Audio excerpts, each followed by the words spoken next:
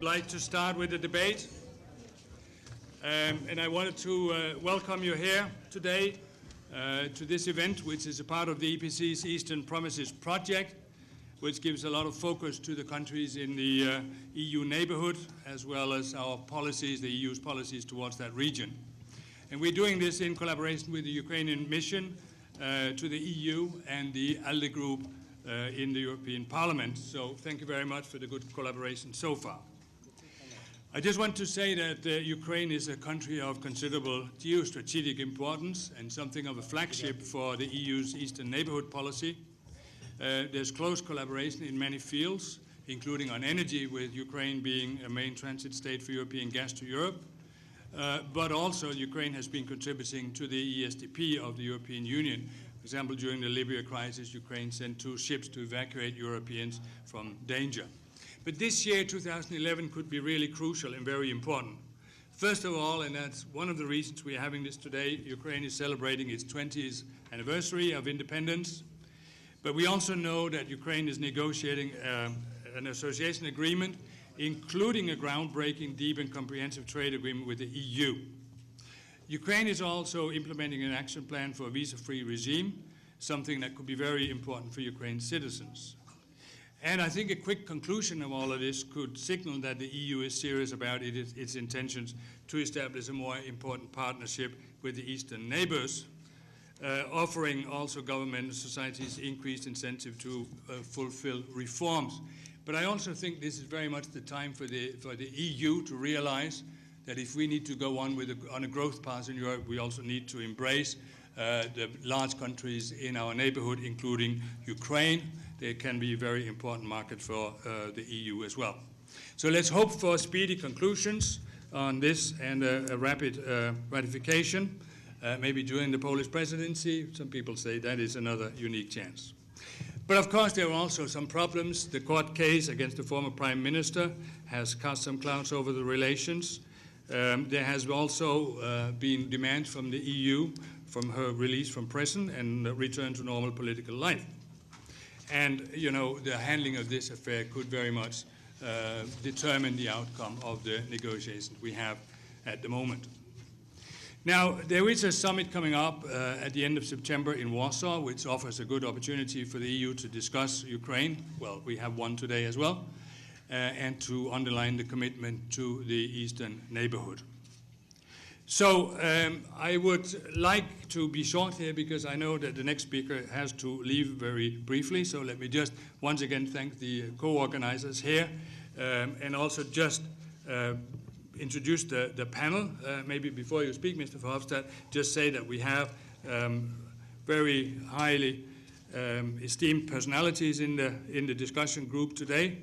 We have, first of all, the first Vice Prime Minister of Ukraine and Minister for Economic Development and so on, Andriy Klyuyev. We have the Commissioner responsible, Štefan Füle. We have Mr. Yatsenchuk, who is a member of the Parliament of Ukraine and leader for the Front for Change political party. We have from the ALDE group, Cornelis van Baalen, MEP. We have Petro Poroshenko, who is president of the Council of the National Bank of Ukraine, and we have Andriy, foreign policy advisor to the president of Ukraine. This is just the first panel. We will have the economic panel coming later on. But I should also just give a practical remark here, is that questions can be asked in 5 languages today: English, Ukrainian, Russian, Estonian, and Romanian. So we can have a multilingualistic discussion. I also want to apologize on beforehand that I have to leave for a short while during this session here, and my good colleague and friend Eberhard Rhein will take over the moderation for me while I need to leave you. But I think we should just go on with the program now, and I would like to hand over to Mr. Verhofstadt. Yeah, so thank you very much, Vice Prime Minister, Commissioner, and distinguished ladies and gentlemen. First of all, I'm very pleased to organize together with EPC this seminar, and I'm very pleased to celebrate with you today the 20th anniversary of the independence of Ukraine. 20 years ago, Ukraine chose to live its history and become part of the European future.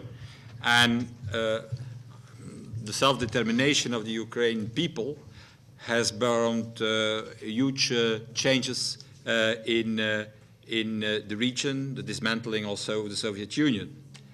So the Ukraine's people's commitment to a free, to an independent and democratic Ukraine was reinstated in Maidan Square in 2004. And you know, European Union was there with you, supporting what was an impressive demonstration of civic will. And today we are in the last push, I think, to finalize a landmark EU-Ukraine Association Agreement. We have come a long way, I think, and this agreement is the closest a country can get to the EU before becoming a formal candidate country, as you know. This agreement also states clearly that Ukraine and the European Union will have a common future. But let me draw your attention to three elements that I think are essential in assuring that these relations between the European Union and Ukraine evolve in the most comprehensive manner. First of all, association agreement should be concluded. And if we can agree on the substance, we shall not involve ourselves in delaying tactics. Secondly, agreement means serious commitments by Ukraine. Constitutional reform has to be open, has to be inclusive, and the framework for the elections defined well in advance of the 2012 poll. So agreed reform should be enforced and not closed. And third, surely Commissioner Füle would agree, deep democracy, independent judiciary, free media, respect for human rights is the backbone of Ukraine that was resurrected in 1991, and it should be reaffirmed, I think, in 2011 and also beyond 2011. So can tell you that had already the possibility 1 year ago to be in Kiev.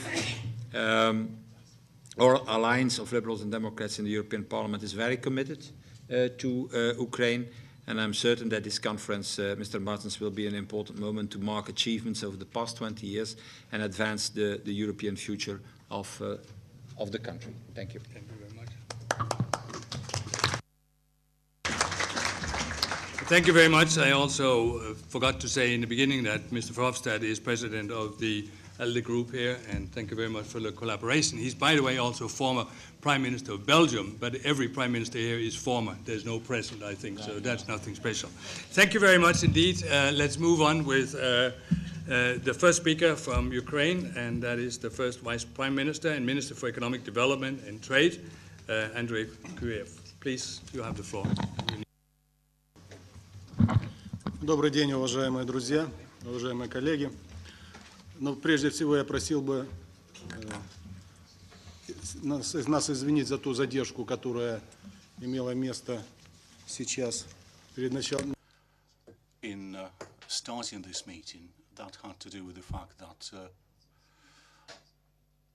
we were completing our negotiations on the free and on the deep and comprehensive free trade agreement. We needed to finalize many of the negotiating issues today so that we were fully done with them and would not need to revisit them in the future. So I apologize once again for starting this conference 10 minutes late. On behalf of the Ukrainian government, I'm happy to be able to welcome you all at this important event for our country, and I'm gratified that the issues of Ukrainian development are in the focus of the international community and the European Union. We are a young state, we are only 20 years.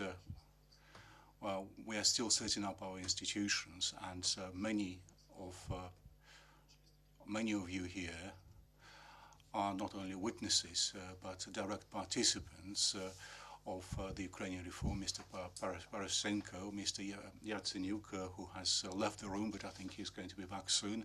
So the three of us, regardless of what political parties we have represented, so over the past 10 years, we have been very active participants of setting up and developing our independence? Well, the past 20 years have been a difficult period. As I said, it has been the period of setting up our institutions, but it has been a very interesting time. Apart from the internal social and political issues, we've also faced urgent international issues, because our country has not shied away from its international commitments. Pragmatism and a balanced attitude to our reform over the past 20 years has laid down a solid foundation for establishing partnership with the United Europe. That goes particularly for the persistent movement of the Ukraine towards Europe. We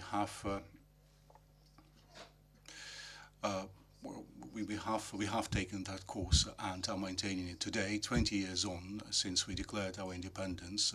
We are justified in saying that the independent Ukraine as a state has taken shape, and that we have identified our road for further development. We have also shaped our national interests, our political and business elites, and a new generation of Ukrainians has come out of age.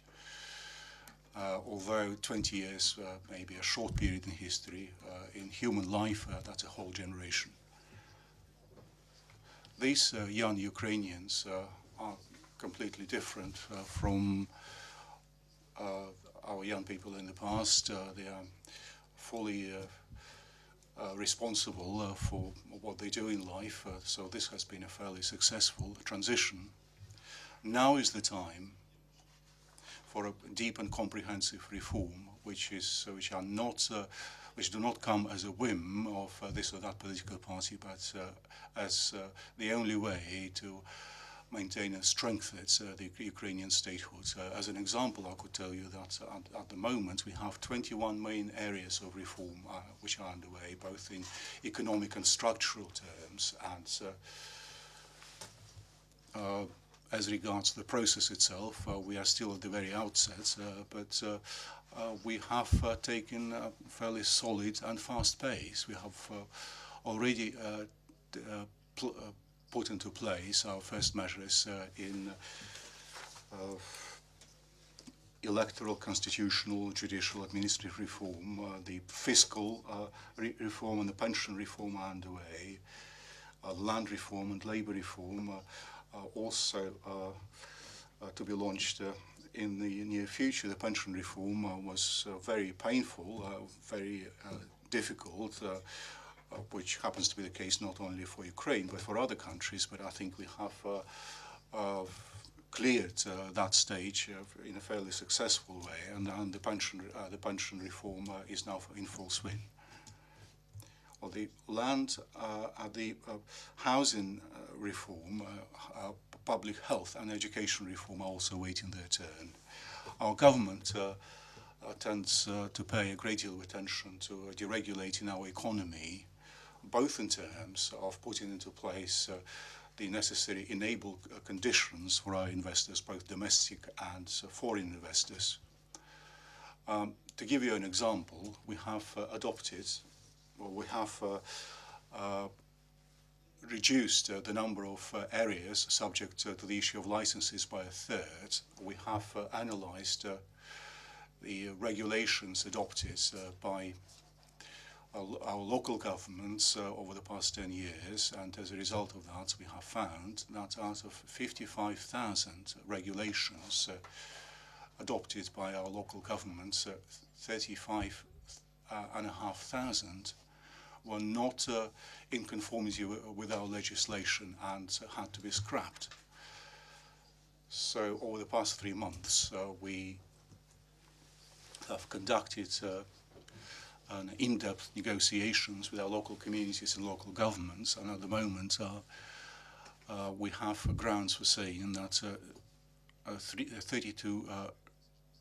35,000 regulations have been scrapped. We have further 270 which are also going to be scrapped by the end of the month. We are also facilitating and streamlining the relationship between various branches of the government, local government and businesses, and are trying to put the maximum possible the favourable conditions into place to help our domestic and foreign investors. At the moment, as regards our economy, we have embarked on the path of stable development. I'm not going to tire you with figures because you can find them yourselves in official statistics, but I'm just going to cite some. The GDP growth over the past 8 months, 5.2%. Industrial output has grown by 8.9%. Agricultural output, 9.1%. Well, I don't want to give you too many figures, but against the backdrop of the world economic crisis, our GDP is not growing as fast as 15%. Тобто ми лише повертаємося до we have made stable progress. Ми лише повертаємося до we have stable growth in virtually all areas except for the oil, for the petroleum sector and the processing sector. Now, last year we adopted a law on the foundations of our home and foreign policies, where we have clearly reflected the European aspirations of our country and the fact that we are so active now in engaging in the negotiating process on establishing DCFTA, free trade agreement, is a clear choice because we have conducted relevant sociological polls and we are aware that more than 75% of our population supports the European choices for our country. And the fact that we have made that choice to go towards Europe, that's a further incentive in conducting our reform. The reason for that is that we have examined the experience of new member states, and we could see that prior to their accession to the European Union, they had stepped up their reform. They had felt that was a very powerful incentive for their economic development, and we believe that this is the road that we should also take. In the course of 2011, we have been engaged in this active negotiation process to set up free trade area and conclude association agreement. I'm hopeful that these negotiations will be finalized by the end of the year and that the association agreement will be signed. We have large-scale plans for the future, and we are counting on efficient and full-scale cooperation with Europe. Thank you.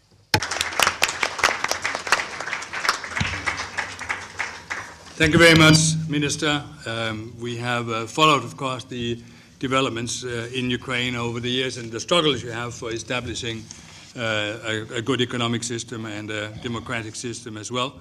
And, of course, it makes a lot of personal sense to me because in the 90s I was part of the early reform process when I worked for the Tarsis program and were helping the banking sector in Ukraine and setting up SME development centers. So any progress there I will take a little share in and say, well, we did some work that in the beginning that means something now. But what you just underlined about the economic development actually supports what I said in the opening. There is a big advantage for the EU to embrace, to have a more open relationship with some of the large economies that are fast growing around us. And I can think of two, and one of them being Ukraine.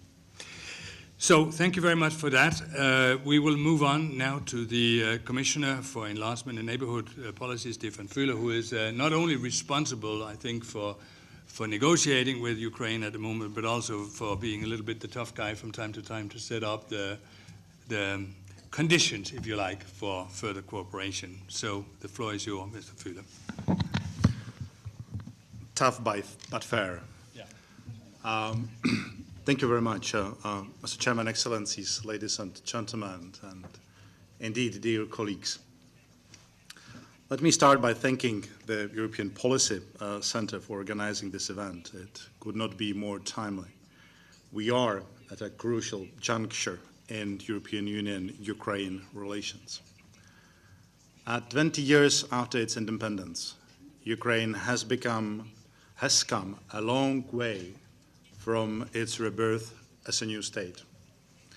Ukraine has shed the vestiges of the Soviet Union and has embarked on the long and challenging road of reforms.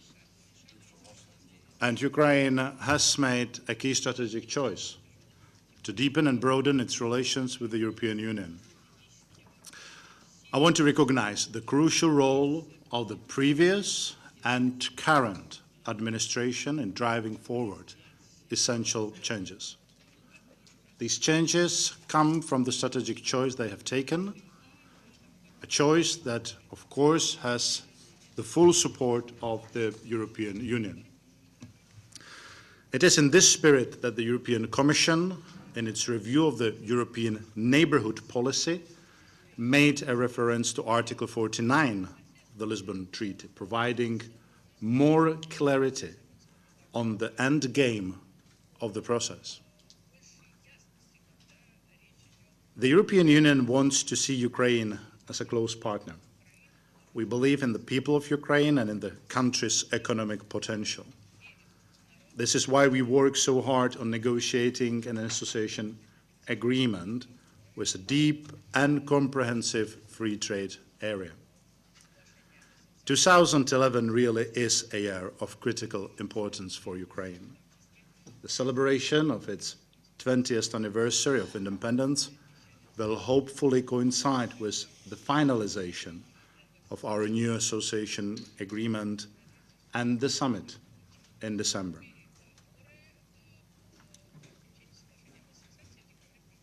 But negotiating the agreement is only the starting point of delivering on mutual commitments.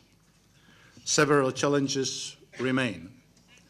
I would like to emphasize specifically the rule of law, an issue which I had the opportunity to discuss with my Ukrainian counterparts at the Yalta conference last week. There has been a lot of good news about Ukraine in the last 20 years. Unfortunately, there have also been some difficult moments which have brought the wrong kind of publicity. We are living through such a moment, and there are some basic problems which all of Ukraine's key partners want to see addressed. Its ability to successfully overcome these problems would give a strong incentive to further consolidate the rule of law in the entire region. I know that, with the right will, Ukraine can surmount these obstacles, which are creating so many questions right now between us. As I explained in Yalta, the ongoing trials against opposition politicians appear to be politically motivated and damage Ukraine's reputation. In order to change the negative picture of Ukraine that is emerging, I urge the leaders of Ukraine to work harder to ensure the judiciary independence. They need to show that they embrace the values underpinning political association with the European Union.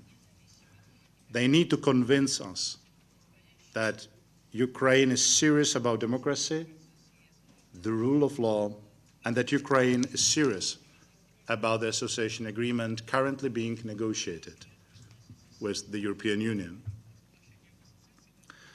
The association agreement is based on political association. It involves a clear and effective commitment to the core values of democracy, human rights, and the rule of law to which Ukraine has committed itself towards the OSCE, the Council of Europe, and also, of course, the European Union. It is a concern in itself that so many opposition figures are now facing legal action.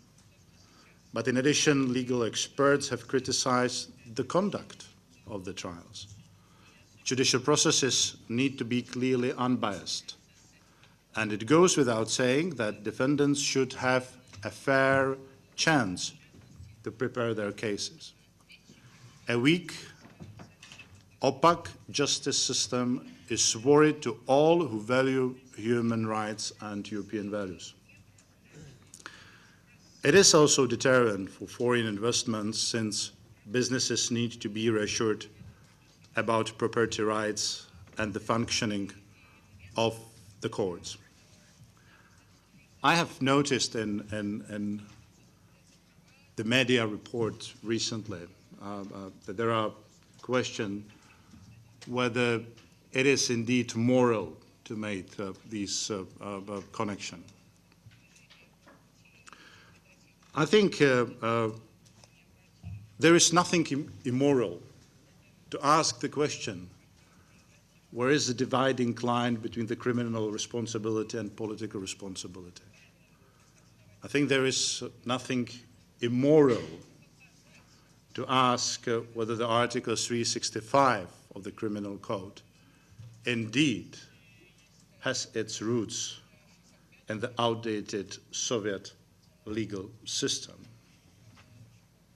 And finally, there is nothing immoral to make the connections between what we're trying to achieve, reached the new kind of agreement, association agreement on one side, and delivering daily on the very values this agreement is based on. But this negative development is not irreversible. Through my close contacts with Ukrainian counterparts, I'm convinced that the Ukrainian leaders have understood the gravity of the situation and are able to turn things around and choose a different track. Ukraine can clearly demonstrate that weak rule of law is a remnant of the past. Ukraine can show that European values are at the heart of the European choice. This involves fair and transparent trials of former opposition leaders. But it also involves beginning serious work on a comprehensive justice reform. This is an ambitious project that requires determination and commitment over many years. And the European Union stands ready to continue supporting Ukraine in that endeavor. I say this as a friend of Ukraine. And I say this as someone who knows that Ukraine's transformation during the past 20 years is a real achievement. Reforming a large and complex system of governance, building a market economy, and taking a population through this transition has not been a simple task. I'm familiar with the difficulties that smaller Central European countries faced as they consolidated their democracies and market economies. As a large, former Soviet republic, Ukraine had far greater challenges. And Ukraine has indeed changed dramatically during these years. It has established itself as an independent force on the world stage, with significant achievements in culture, sports, and intellectual life, and in securing an impressive fiscal consolidation. At the same time, I believe that young Ukrainians want more than what they have today. They want what young Europeans throughout the European Union want: an open, dynamic society with well-functioning institutions where they can seize economic opportunities in good business environment and travel freely throughout the Union. I'm sure that you will agree that young Ukrainians deserve all this. And I firmly believe that this can be achieved with the help on an association agreement with the European Union. Dear colleagues, I'm convinced that the Eastern Partnership Warsaw Summit will be an occasion for Ukraine, together with other partners, to show how it can be leading force in the Eastern Partnership, especially as the pioneer in the alignment with the European Union values and approximation with the European Union standards for the benefit of all its citizens. And the benefits are not only about anchoring European values in Ukraine itself, but also bringing them into view for citizens in the vicinity. For example, the citizens of Belarus, whose aspirations are just as important to the European Union. Ukraine has the potential to play a key role in Europe as a major factor of economic dynamism and political freedom and stability in the heart of Europe. For Ukraine to have the role it deserves in Europe's development, Ukraine and its friends and partners need to seize the present opportunities with both hands. No one has put a limit on the depth and scope of integration with the European Union, which Ukraine will finally achieve. Our concern should not be the end point, but the starting point for our new association. This new, much deeper relationship with the right values, the right policies, the right institutions, and the right reforms in place can only succeed. Above all, we need the broad support of citizens and the entire political spectrum. It is a pact between our societies, just as much as an accord between the governments. Ukrainian civil society and business stakeholders are indeed crucial. Ukraine is a country with a steadily emerging civil society voice, and its open views should be listened to and consultation process put forward as inclusive. Business actors have a crucial role to play in ensuring the growing wealth of the country for the society at large. I'm the one who is interested to see the process transforming the oligarchs into tycoons. If Ukraine's role is to be enhanced, as we hope, I think it is important to end with a strong reminder of the importance of the human element. At last year's summit, I was pleased that we were able to announce a concrete action plan towards visa liberalization, and I think the prospects are indeed positive. The European Union will continue to stand by Ukraine in its efforts to build the open, prosperous society that young Ukrainians dream of. Thank you very much.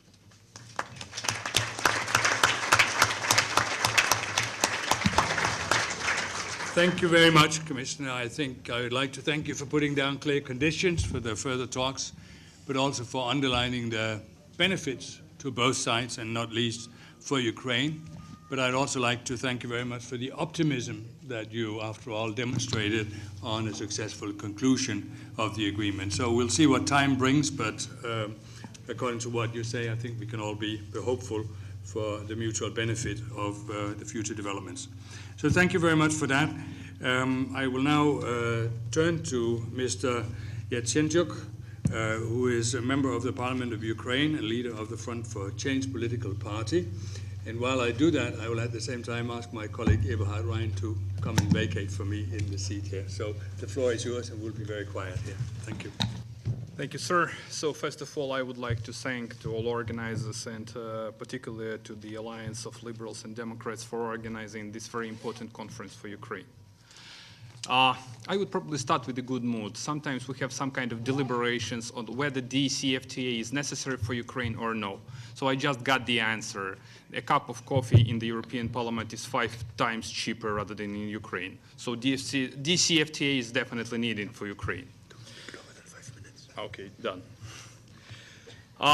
We regained an independence, and I would reiterate again that we regained this independence. We desperately tried to do it during the last 100 years, but as the Berlin Wall fell, Ukraine emerged as an independent state with all attributes: flag, state anthem, borders, citizens, citizenship, even government. Is it enough for the state? I believe no. We got an impressive challenge and impressive chance to deliver a solid, independent state. And we are to execute this chance. You are well aware of the problems, and we are well aware of our Ukrainian problems. I will try to indicate them. The key problem in my country is corruption. The next problem, which is related to corruption, is poverty. Unemployment is a problem to be tackled in the nearest future. Energy dependence and aging of populations. And the new problem which has emerged with the new government, and I will name this problem as an alien democracy. But I would like to indicate and to name the most immense problems of my country. Two of them. The first one is lack of leadership. And another one is Soviet or post-Soviet legacy. I would probably start with the government as one of the opposition leaders. We believe that the government is to have the vision. We strongly believe that the government can't envisage the country as a private company, which is to be privatized, and to steer the country like they did it with the private joint stock companies. The only achievement of the current government is the concentration of power due to unconstitutional changes of the Constitution, look, by the Constitutional Court. They just decided to bypass the nation and to change the Constitution, don't asking Ukrainians whether they want a new Constitution or no. And another achievement is a crackdown on civil rights and liberties. Opposition urged the government to restore the democracy in my country. And I would particularly underline what do we mean under the restore the democracy. Release the former prime minister and the former minister. Stop political persecution. Political persecution is not acceptable in a democratic society. You can't do it with the general prosecutor or the prison. Politicians are to be responsible for their political deeds only with the political issues, but not criminal one. Going back to the Soviet-style mentality, it's quite traumatic for my country. And I strongly believe that this is the last Soviet-style government. And I will tell you why. Because we got a new generation. And this is so-called Generation I. Independent, intellectual, and internet dependent. A new people with a new vision. They share the European values. They are absolutely pro-European.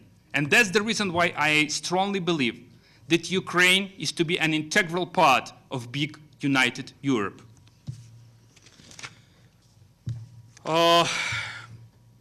Going back to the issue of DCFTA, we ask our European partners, and we urge the government of Ukraine to sign and to ratify this agreement. This is the real roadmap for Ukrainian reforms, for making Ukraine a European-style state. This is the best action plan for my country to have real changes in the nearest future. And this is the way to define what kind of Ukraine country is. We are a European country. So we need to do our homework. And the homework is as following. Going back again to political persecution, to stop political persecution and to stop corruption. To make the courts really independent. To decentralize the power in my country and to change the constitution in this way.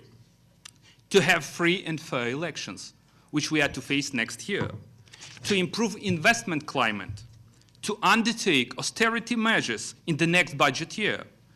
to get a new gas deal with Russians and to unfold plans how Ukraine is to decrease substantial gas consumption and launch alternative programs, alternative energy programs.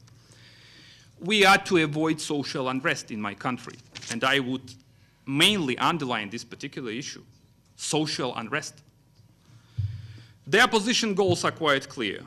The first one is to present an alternative. The second one is to win the elections. The third one is to make the majority in the new parliament and to establish an accountable government. And last but not least, to execute what we have promised. I strongly believe in the European future of my country.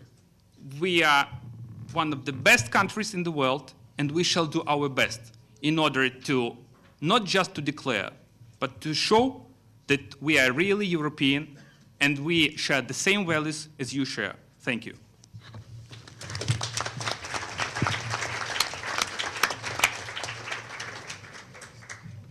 It's good, I think, for all of us to have at this meeting not only representatives of the government, but also from the opposition, and therefore I appreciate in particular your presentation, Mr. Yatsenyuk.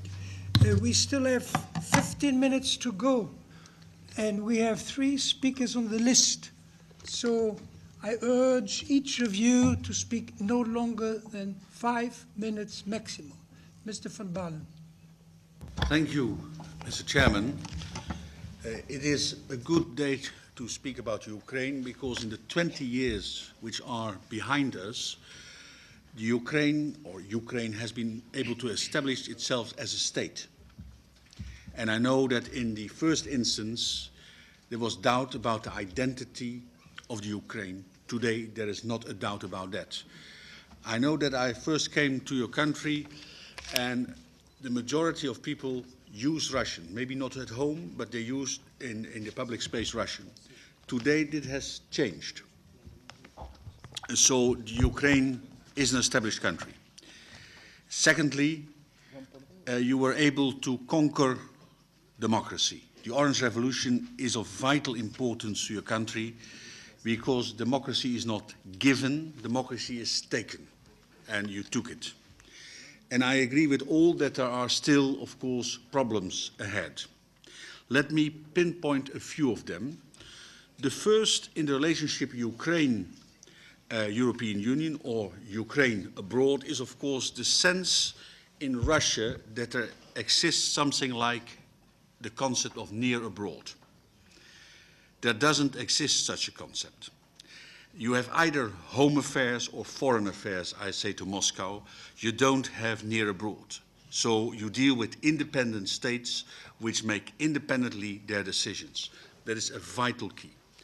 Secondly, if you look at the European Union today, the European Union is at crossroads, especially because of our single currency, the euro. You've all seen and read about the problems we face.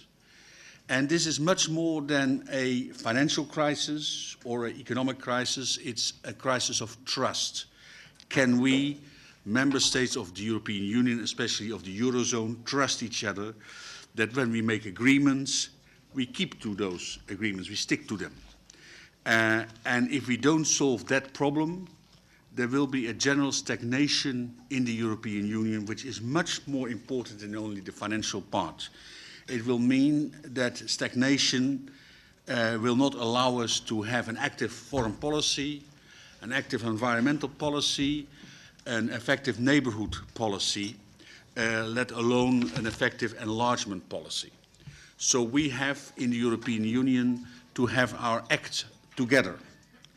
And it means that if we don't, we face troubles. But I'm positive because Europe always thrives upon crisis. Crises have made us stronger.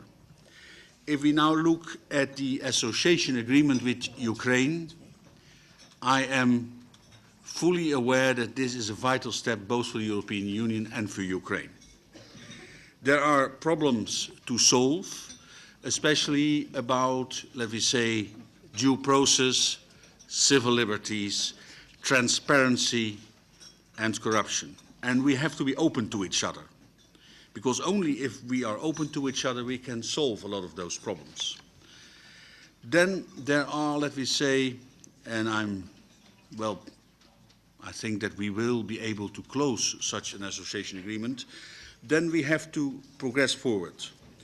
It is therefore important that political parties, both in the European Union and in Ukraine, work together. More than 10 years ago, I was searching in Central and Eastern Europe, including Ukraine, for partners for Liberal International and for ELDR.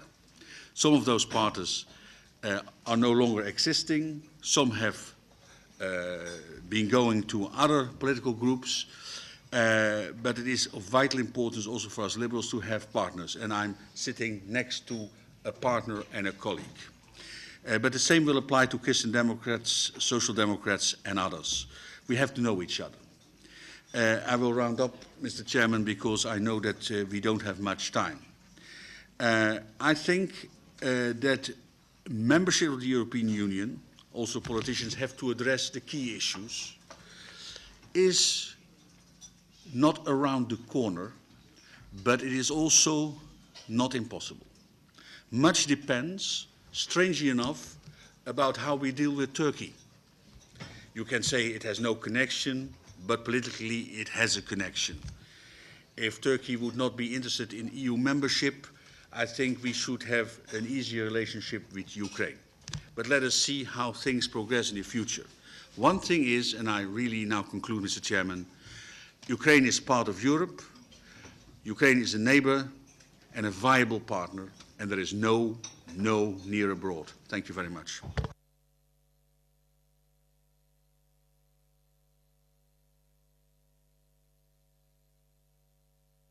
I turn to the monetary affairs, and I would appreciate if you, as President of the Council of the Central Bank of Ukraine, would tell us a few words, 5 minutes, on your monetary policy and the stability of your currency.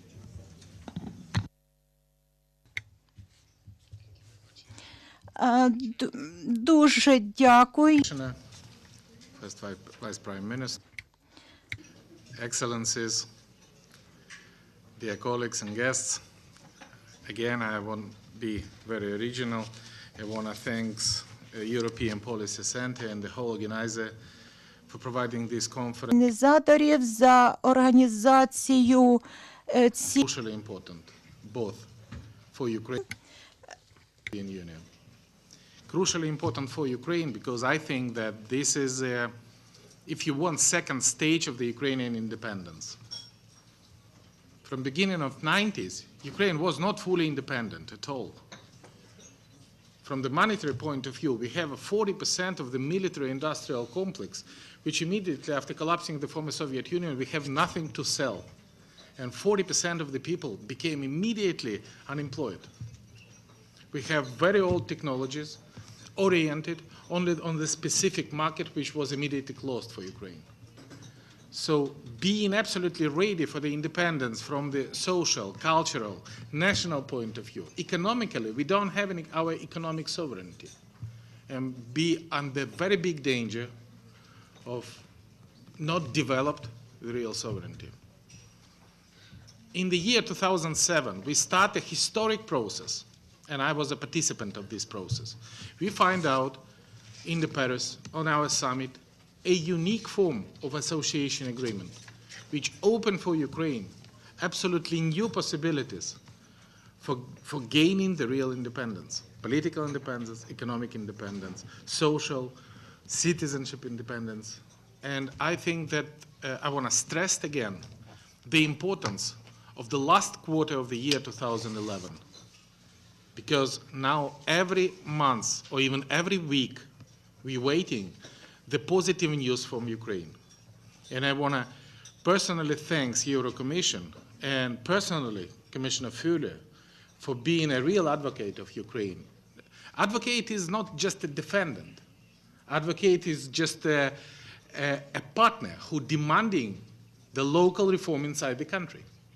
Because most of the reform in all countries of our neighbors, including Poland, Czech, the native country for the Commissioner, Estonian, many of them, they provide 99% of their reform during the preparation of entering to the European Union. I would be happy if we providing all of our significant part of our reform during the process of the preparation for the association agreement or during the process of its ratification. And in that case, the second question which makes me happy, that the answer for entering or signing for Ukraine the association agreement is not in Brussels, because we have a unanimous support, even taking into account the current situation in North Africa and the Mediterranean, in the Middle East and the Palestinian-Israel conflict, in the whole difficult situation inside Europe, including the economic situation, monetary policy, sovereign debt. At the end of September, the biggest part of the top leader of European Union most probably come to Warsaw to support an importance of cooperation, both with Eastern Partnership and with Ukraine particularly. I think this is crucially important that Ukraine has, when we signed up the Eastern Partnership, many of them remember that, Ukraine was a leader of Eastern Partnership. We, at that time, has a liberalization of visa regime. We, at that time, have quite a deep negotiation for the DCFTA, a great progress, including the progress in democracy, progress in freedom of speech, progress in the freedom of media, progress which was progress with a free and fair election, which is very important, including the presidential election. Now we have a question mark. And I'm really happy that during the negotiation with the Ukrainian authorities, maybe because of the firm position of the European negotiator, all negotiators, starting from the Mr. Barroso, Mr. Füle, Mr. Lajcek, Baroness Ashton, everybody, speak one voice, that we have an absolutely final list of values, European values, which Ukraine should be adequate. Mr. Chairman, I should be very straight because you promised me only 5 minutes, and I'm saying almost nothing about monetary policy. But from all my heart, I believe that monetary policy is not topic number one in this particular question. Especially take into account that DCFTA is mutual beneficial agreement. I'm absolutely sure that for the ordinary European, if you ask now, ordinary European citizen of France or Germany or Italy, what for they need Ukraine in association with the European Union, I'm not sure that 100 of them will know what for. But this is, number one, question of the security, because Ukraine as a member of the association agreement can much easily solve the question of security, including the frozen conflict, including the Transnistria conflict.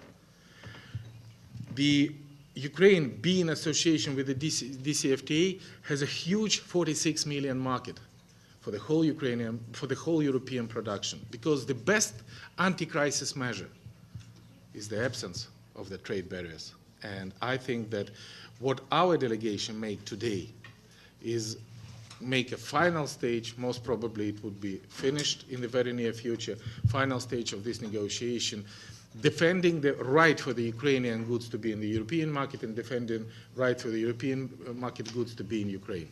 And I think that we have a big homework in Ukraine and for Ukrainian.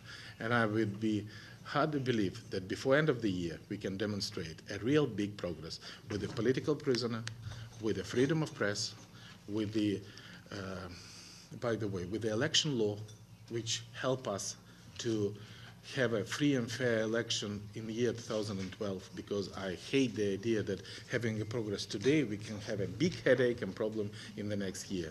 So if we will speak one voice in Ukraine, like Europe now speak one voice concerning Ukraine, I think we will for sure have a great success. Thank you very much indeed.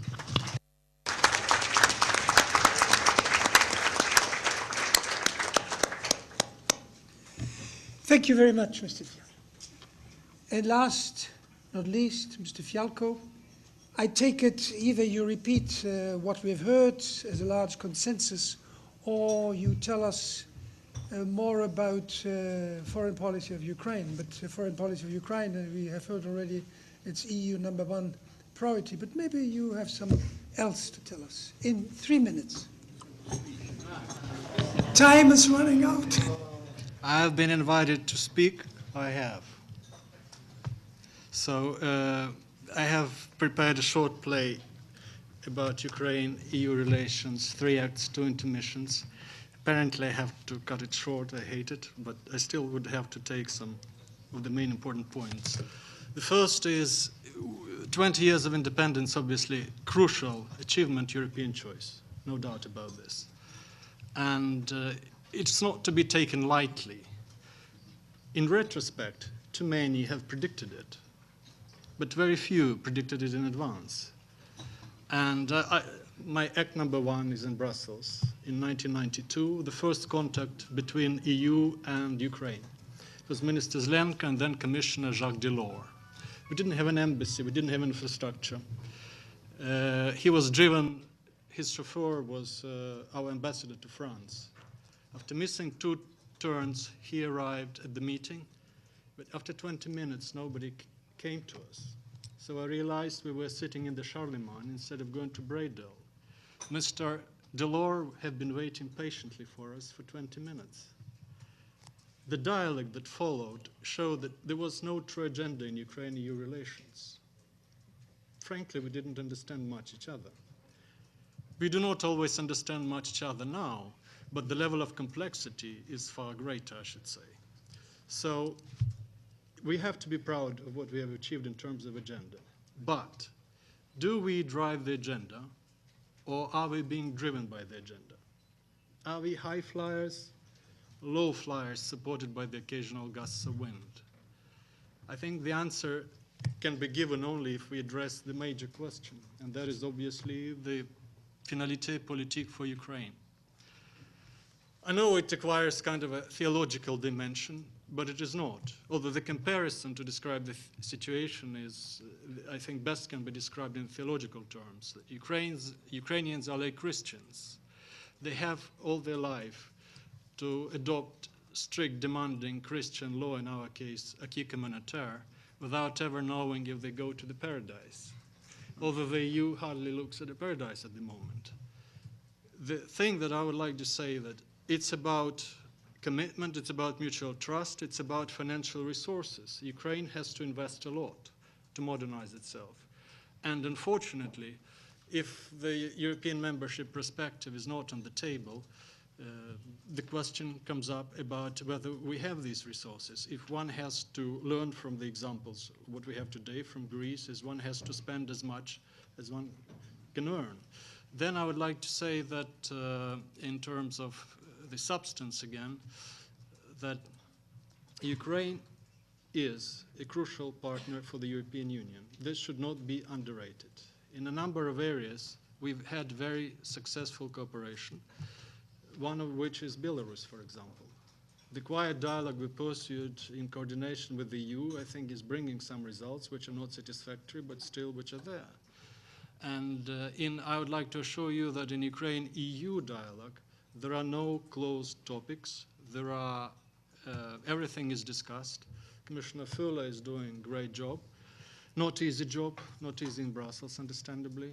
Not everyone happy probably in my country, but he's doing the right job. He's having all kinds of necessary messages which are received, I think, in a proper and constructive way. And I would like to use this occasion to thank him for the job he's doing, to express sympathies, but hope we would have a brighter future for our relations. Then I would like also to have Act #2. It's also, I think, important. And Act #3 merged together.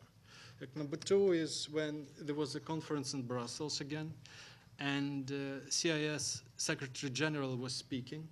It was very popular at the time in mid-90s to have EU and CIS officials at one table. And he was saying something like, the former Soviet republics had enough of independence, they are in chaos, so they want to reassemble. And one Ukrainian diplomat asked him, who did he think he was to be telling the countries what to do? If he sets European model as a model for CIS, then President Jackson Terre would never allow such thing. Very influential minister who was sitting near said, take away microphone from him, from Ukrainian diplomat, immediately. What is he saying? There was a widespread belief in Ukrainian influential political circles that EU may be good, but our markets are in Russia. And a lot of people who believed in that then became strong political supporters of Ukraine EU integration. As you know, the German and French policy plannings staffs prepared joint paper in 1999, I think, which has suggested regional development of integration in Europe, strong European Union and enlarged, and strengthened CIS. And that was not a cheap policy paper. That was a serious policy paper of 2 foreign ministries. So different options were regarded at the moment. Now Act 3, the plane with the Prime Minister lands in Brussels in early 2000. The Prime Minister has to leave, but he apparently stays in the plane, and something extraordinary is going on. By the way, there's a direct witness in that conversation. He's sitting here, and if he identifies, he can give you more details. Apparently, the Prime Minister who came to sign with the EU the protocol on Ukraine-EU WTO accession was asked by leaders of a very great and very friendly country not to do that at the last moment. And he said, no, I will. So after a short pause, he left the plane, signed the protocol, and I think from this moment, Ukraine and the EU are losing momentum a bit in terms they can produce more. I never understood why at the peak of infatuation with Ukraine, Orange Revolution, EU had nothing to offer. And when we have, without any prejudice and criticism, and when we have Arab revolutions, dozens of billions of US dollars are on the table. Mr. Yatsenyuk suggested we should have a Gaddafi-style leadership, but anyway, let me finish. Is that I hope that it's obviously consensus. I can subscribe to everything that was said at this table. I would extend our democracy a bit too far by contradicting our possibly future president, Mr. Yatsenyuk, one of the future presidents, in saying that his assessment may have been a bit gloomy, and I certainly disagree that Mr. Klyuyev is a Soviet-style apparatchik. You can ask Mr. Füle to confirm this or deny. He is certainly engaged in very crucial negotiations. We had the most modern government in European history. First Tymoshenko government, sacked by Yushchenko 10 days after. And I think with all the problems this government has, it has achieved a lot. Mr. Chairman, thank you very much. I'm sorry for the chaos that might have ensued, but I had to cut my 3 acts together.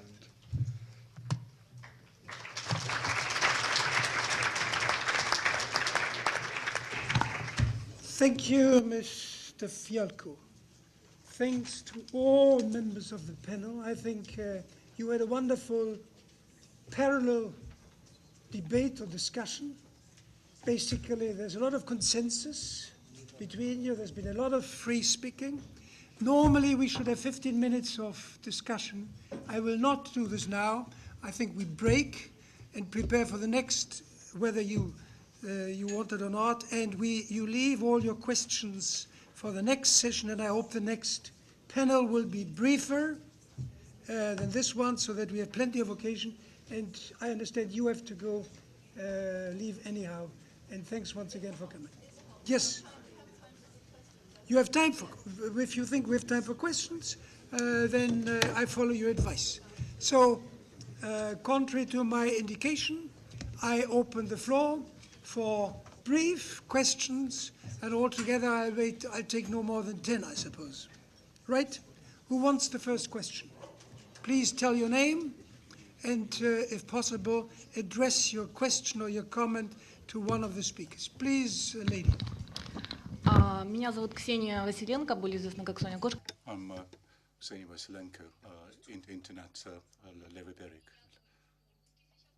I'm intervening in Russian because I'm addressing my question to Mr. Klyuyev so that he understands me better. Well, we can see that capital management bankers are behind your back. The banks that belong to Renat Akhmedov, who is one of the most prominent financial and political players, who has the ear of President Yanukovych. So my question is as follows. It would appear that he has made his choice, and the regional elite has also made his choice. So why has that not been made by Viktor Yanukovych? Because if you could see that he does want to get closer to Europe, and he does have European aspirations, then we would need a conference such as the one we are having here, and we wouldn't be discussing these issues of how to overcome the gap between us and Europe. Thank you for this very interesting question. Well, what I can say is that President Yanukovych has made a very clear-cut choice to go to get closer to Europe, to go for European integration, and if that were not the case, then we wouldn't be negotiating about setting up a free trade area, but about a customs union or some other form of association. And I'm gratified that, for example, Mr. Poroshenko and Mr. Yatsenyuk made their views clear. Mr. Yatsenyuk is in the opposition now, which is quite understandable. We've done our share of opposition over the past few years, and I think this is a clear manifestation of democracy, that both of those in power and those in the opposition need to listen to one another. And when they do that, only when they do that, and only then you would have consensus in society. So the more critical comments we hear, when I was in the opposition, I also used to make critical comments about the same kind of elements that you heard from our friends today. We need to go for eradicating corruption, which we are doing. We need to go for decriminalizing various areas of our criminal code, because our criminal code hasn't changed since 1962, and all of the I'm going to be very brief now. All of the political forces that were in the government so far never did anything about decriminalizing various parts of our criminal law. We have already forwarded to the Venice Commission, and we are hopeful that in the very near future we're going to reform our criminal code in the very near future. With regard to the capital management and the bankers, etc., I understand that those parties, as well as Mr. Akhmetov, a member of the regional party, have all decided to go for European integration, just as the rest of us. Thank you.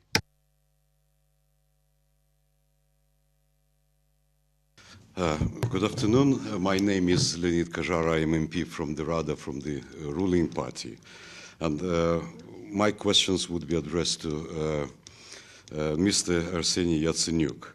So, Mr. Yatsenyuk, you criticize the reforms made by the current government, but I would like to remind you that you were twice minister in former governments, once president of the Ukrainian parliament, and once the president of the National Bank of Ukraine. And so now you are criticizing the government for the things your governments or the governments where you were posted did nothing to do, none of the reforms we are doing now. My question is, what would you do if you are back in power again? Would you stay in the line where you were in the current governments, or you would improve something? And another question is, you said that Yulia Tymoshenko is charged now, sentenced now for political reasons. So can you say any political reasons or political articles in the criminal code of Ukraine? Or if there are no political sentences in the criminal code, do you know what are specifically Yulia Tymoshenko is charged on? Thank you. Leonid, thank you so much for the question you've asked. Could I ask you not to start the debate on the future of the political force, MI? That's not the debate about Ukrainian politicians, look. That's the debate about the future of Ukraine. And I believe that we are to speak in one voice in terms of making Ukraine a European state and in terms of signing DCFTA. And this is the best way to show a certain bipartisan approach in Ukraine. You missed just my birthday naming different my positions. On the issue of political persecution, look, you're absolutely right. There is no political articles in the criminal code. So please don't prosecute Yulia Tymoshenko for her political deeds using the general prosecutor, the prison, and the law enforcement office. If she did something which is politically related, I know the best people who can prosecute. You know whom? Voters. Because that's the political liability and political responsibility. So please, don't be scared of Yulia. Don't be scared of your political opponents. Make it free and fair elections. Be open, implement reforms. And on the last and very important issue related to the reforms, I don't care about the things you say. I care about the things you do. And it's quite different. Yes, a question for Mr. Füle. Commissioner, I fully agree with what you've said about the political prisoner issue. The political prisoners and the criminal justice system, which isn't always working fairly, and it's very closed and non-transparent and so on. However, Ms. Tymoshenko, it must be said, is not a political prisoner. What do you consider this to be why is this a political prisoner case? What subject are we talking about? I don't really understand your explanation for why she's considered to be a political prisoner. So that's the way I would pose that question. I don't remember I said that. Okay, and I was quite clear, and I sort of have chosen my words very carefully, okay? I know where I am, I know whom I represent, and my statement, I think, as I speak, is already on the website, and then there is all the information, you could check. But I have not made that assumption or made that comment you're asking.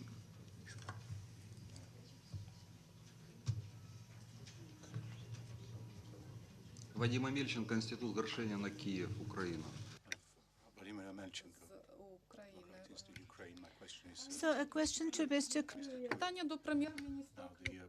The negotiating process with the European Union has been panning out against the backdrop of similar negotiations with Russia, which is also considered to be which is also seen as a strategic relationship. I'm going to set up a gas consortium with the Russian Federation. Secondly, is the European Union going to be part of it? And also, are these two negotiation tracks are interlinked? Also, what kind of a package the Ukrainian delegation is going to take to the forthcoming negotiations in Moscow? Thank you. Well, this is a fairly interesting question. Thank you. Well, the fact that we have been having negotiations about gas deliveries to Ukraine fairly painfully. These are tough negotiations, and I can't deny that. But at the same time, because we are now here in Brussels, for the benefit of our colleagues who live here in Brussels or in EU member states, I just wanted to make it clear for your benefit that we do that in parallel. That is, we are trying to renegotiate the existing contracts and negotiate a new one. We have complied and will comply with the existing contract on gas deliveries to the Ukraine and transit of Russian gas to Europe. The contract which is in force at the moment until we have reached an agreement with our Russian colleagues regarding new conditions, or perhaps a new contracts for deliveries of Russian gas to the Ukraine. As soon as we reach an agreement, sign the relevant papers, conditions will be different. So the reliability of gas deliveries and the robustness of the gas delivery system will remain in place. The stable deliveries of Russian gas to Europe via the Ukraine will be ensured, and there will be no further issues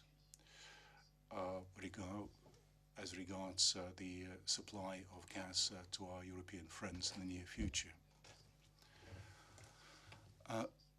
Well, these are very difficult negotiations, and with regards to setting up a gas consortium, incidentally, it's already been set up. It was set up back at the time, back in 2003 by our Deputy Prime Minister.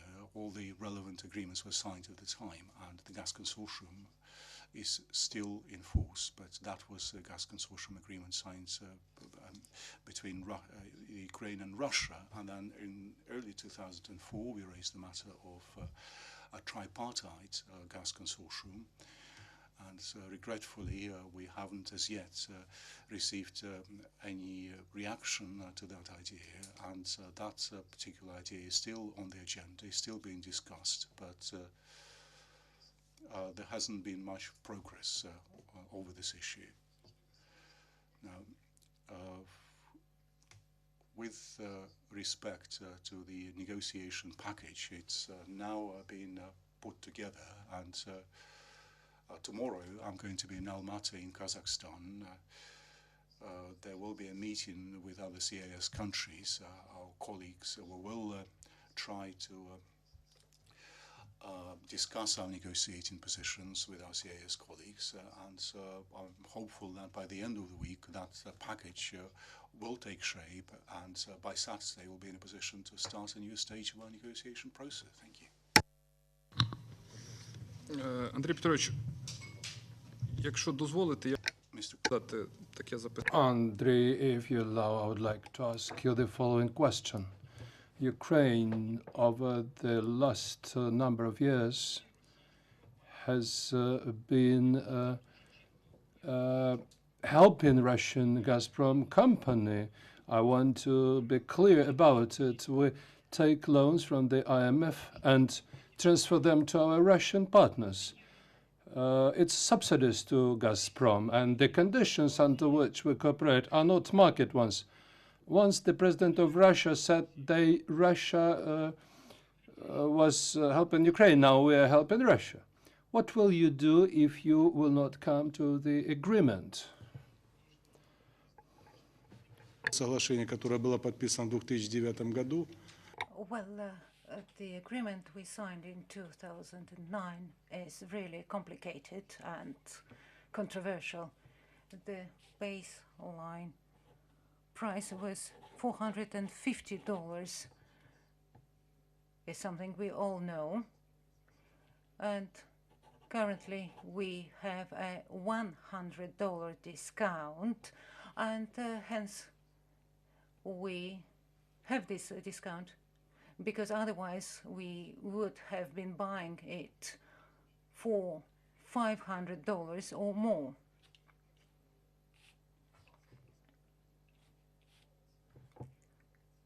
I am in charge of the energy mix and the fuel situation in the country, and I know what the situation in terms of the available fuel is. I must say that we are reducing our dependence on importing gas. For example, next year we will be importing 10% of what we used to import. I hope that we will minimize the imported gas, and we are going to maximize our own gas extraction. We have natural gas fields, and also we have shale gas, methane, and many other sources of fuel.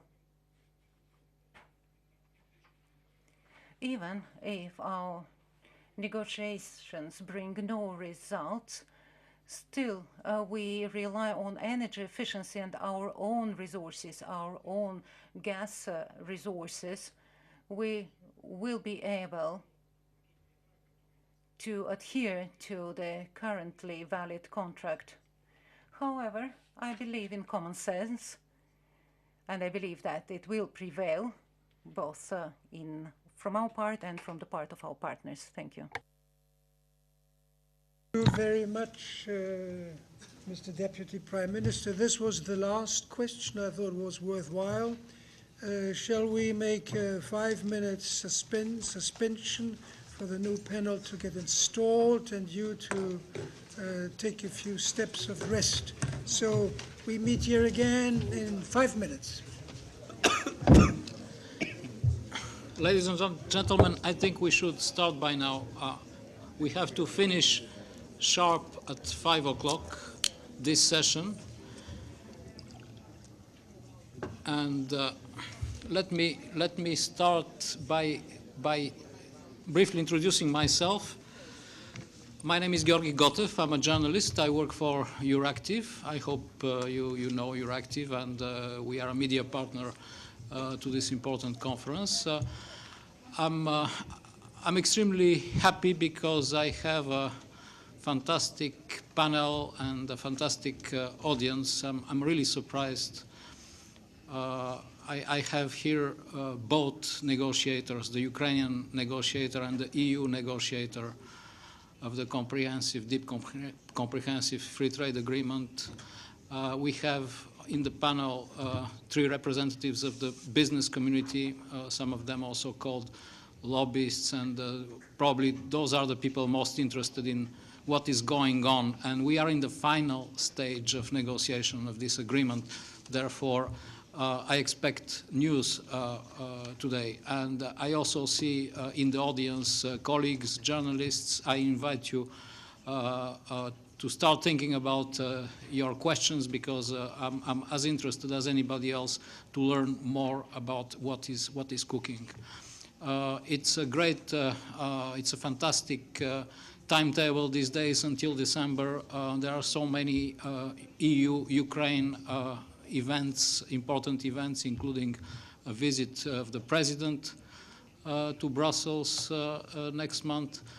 There is a summit in December, hopefully, which will wrap up the accession agreement and the free trade agreement. And in a few days from now in Warsaw, an Eastern Partnership Summit, very exciting events indeed. I will ask all the speakers to spend no more than 6 minutes for their initial statements, to leave some room for Q&A. And without further ado, I will give the floor first to Mr. Valery Piatnitsky, Deputy Minister for Economic Development and Trade, the Chief Ukrainian Negotiator for the Ukrainian EU Deep and Comprehensive Free Trade Agreement. You have the floor, Mr. Piatnitsky. Щиро дякую, пане головуючий. Thank you very much, Chairman. Good afternoon, ladies and gentlemen.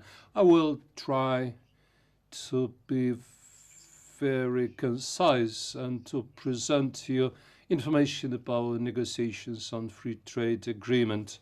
This work began quite a long time ago, because Even before Ukraine joined WTO, we started consultations on the future free trade agreement. Maybe at the time we were more naive, more or less prepared to the work which we began. On the other hand, we definitely were sort of dreamers. After the joining the WTO, we started negotiations. Therefore, today we are coming, in fact, to the end of the road which we began in 2008. And today we have basically agreed text of the agreement on practically all aspects of free trade. And if there are certain elements which have not yet been agreed, we, in principle, have reached mutual understanding. And my colleagues will prove that we agreed in principle the text. And I have a sort of my inner gut feeling that by the end of this year we'll be able to finish this work, finalize this work. Definitely, it's not only some persons who engaged in the negotiations who are to be thanked for this. This is big teams working on this, and for us it was a good school, good learning of how to work with business. And for business it was also a possibility to learn how to cooperate with us. I don't say that this is a position of all businesses represented in Ukraine, but our task was not to forget anyone. For any business, any sector to find its prospects in this agreement, because European integration, it's a serious thing. For a long time, it means serious legislative and institutional changes, and in the end of the day, it's a strategy of the country's development for at least 10 to 15 years ahead. Why I am talking about 10 or 15 years, because in this agreement we tried to envisage what could have happened even after 15 years, in 15 years, in such prospect. Maybe most of us by that time would be retired, and will again make use of these results. Mainly would be young people who would make use of these results. They are thinking in a different way. They are more European oriented, and they see their future mainly in Europe as members of a big European family. So once again, I want to say that this is not just some words, but it's our choice, and we'll follow this way. And in the end of the day, what has been talked a lot about European prospects, we have it in the agreement on free trade, and everything will depend on how successfully we implement it. Thank you.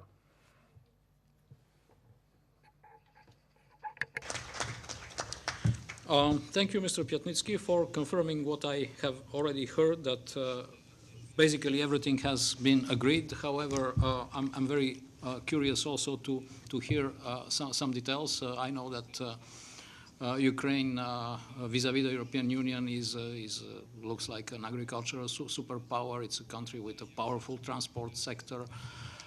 Even the confectionery sector in Ukraine is very powerful. I mean, a country like Belgium produces chocolate, but Ukraine, I think, probably produces even more. Therefore, the negotiations have been difficult, and I hear that the Ukrainians have been very tough negotiators. But the person to answer some of those questions and unveil a little bit more from the current state of play is the next speaker, Mr. Rupert Schlegelmilch, who is director at the European Commission and chief EU negotiator for the EU-Ukraine DCFTA. You have the floor, Mr. Schlegelmilch. Thank you very much, and thank you for allowing me to speak here about the negotiations which are still ongoing. Maybe my intervention will first focus on the things which don't maybe get enough attention. Everybody, of course, is asking, what will be the final deal on some of the sensitive tariff lines, chocolate, sugar, and so on. But I think the real news is that we have agreed an enormous amount of things which were not controversial and which are really a first in any free trade agreement. Free trade agreements usually focus in people's minds on market access, liberalization of tariffs. This agreement is much, much deeper in the real sense of the word. It's a deep and comprehensive free trade agreement. And we have already agreed on a very impressive agenda of approximation of regulation, which is, if I may say, the tariff of the 21st century. It's not the couple of percent which we still have on tariffs in many issues. It's the standards, the sanitary measures, and all the things that you have to be able to fulfill.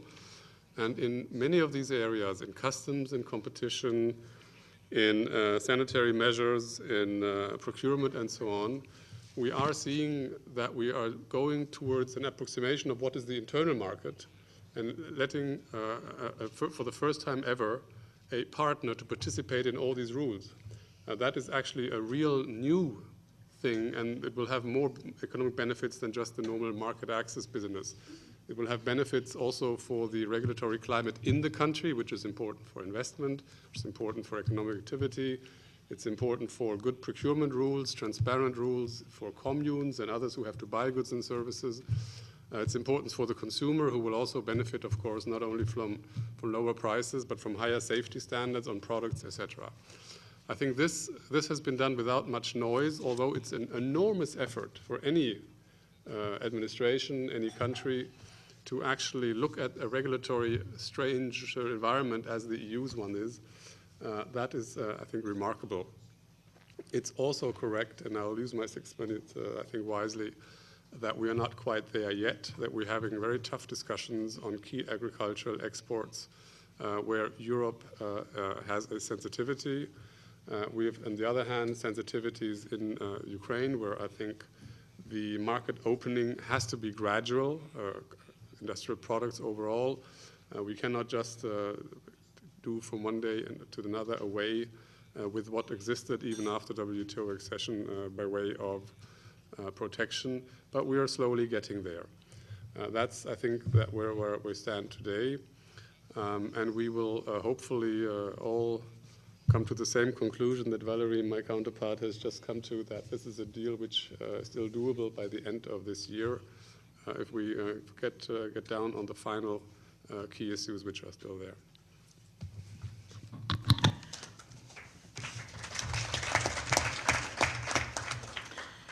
The next speaker on my list, Mr. Roman Špek, represents the business community. However, he has the background of a politician and a diplomat. He has served his country as ambassador. He is now the senior advisor of Alfa Bank. It's a Russian bank in Ukraine. And I would invite you, Mr. Špek, to present your views on what is expected from this FTA. Thank you very much. Thank you for inviting me. It's really a great pleasure for me to be back here. And I would like to underline that I am from Ukrainian bank with foreign investment. The Russian Alfa Bank is in Moscow, and another bank belongs to the same shareholder as Amsterdam Trade Bank. You never told that this is a Russian bank. It's Dutch bank. Please be correctly, because it's very, very important. And I have not been here for a long time, and I prepare a bit longer speech, and now I will cut it and use Ukrainian language, and I do believe that European integration, it's not only our dream, it's not only our aspiration, because it's a part of our legislation, and very soon it will become official language of the European Union. В цьому залі дуже багато було сказано про те, як багато сторони переговорні роблять по укладенню угоди the agreement on deep and comprehensive free trade agreement. It's not our purpose, it's the intermediate step to the European integration. This agreement, we need this agreement. I participated during the negotiations. I saw this success and how the people are tired, but they want to finalize this work. I want to tell them that after signing, not even after the signing, but after ratification, the work will start. It's not the work, it's just preliminary work, but serious work for implementation of the agreement will demand a huge effort. The Ukrainian party commits to implement more than 70% of acquis communautaire as a part of Ukrainian legislation. And in this respect, it is very important that two parties, before the signing, had agreed that they will cooperate on implementation of this agreement. Ukraine needs help in implementation of European legislation. It's a huge process and a huge scope, and it's also a big financial expense. So I would like to ask our comrades from the European Commission not to pretend that you don't understand what we are talking about, because for us it is extremely important that this agreement would be an example of successful cooperation between Ukraine and the European Union. In 1994, the PCA was signed.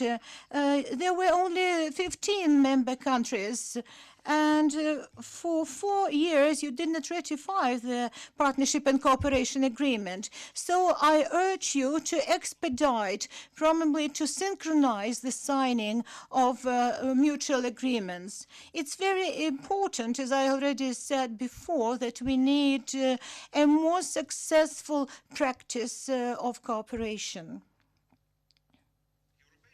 The European Union did and is doing a huge scope of work on peace and actually what is said in your documents. And there is a problem that you limit the continent with the borders of Poland and Czech Republic with Ukraine. But Europe is much bigger. You use such words as de jure, but it's a narrow Europe.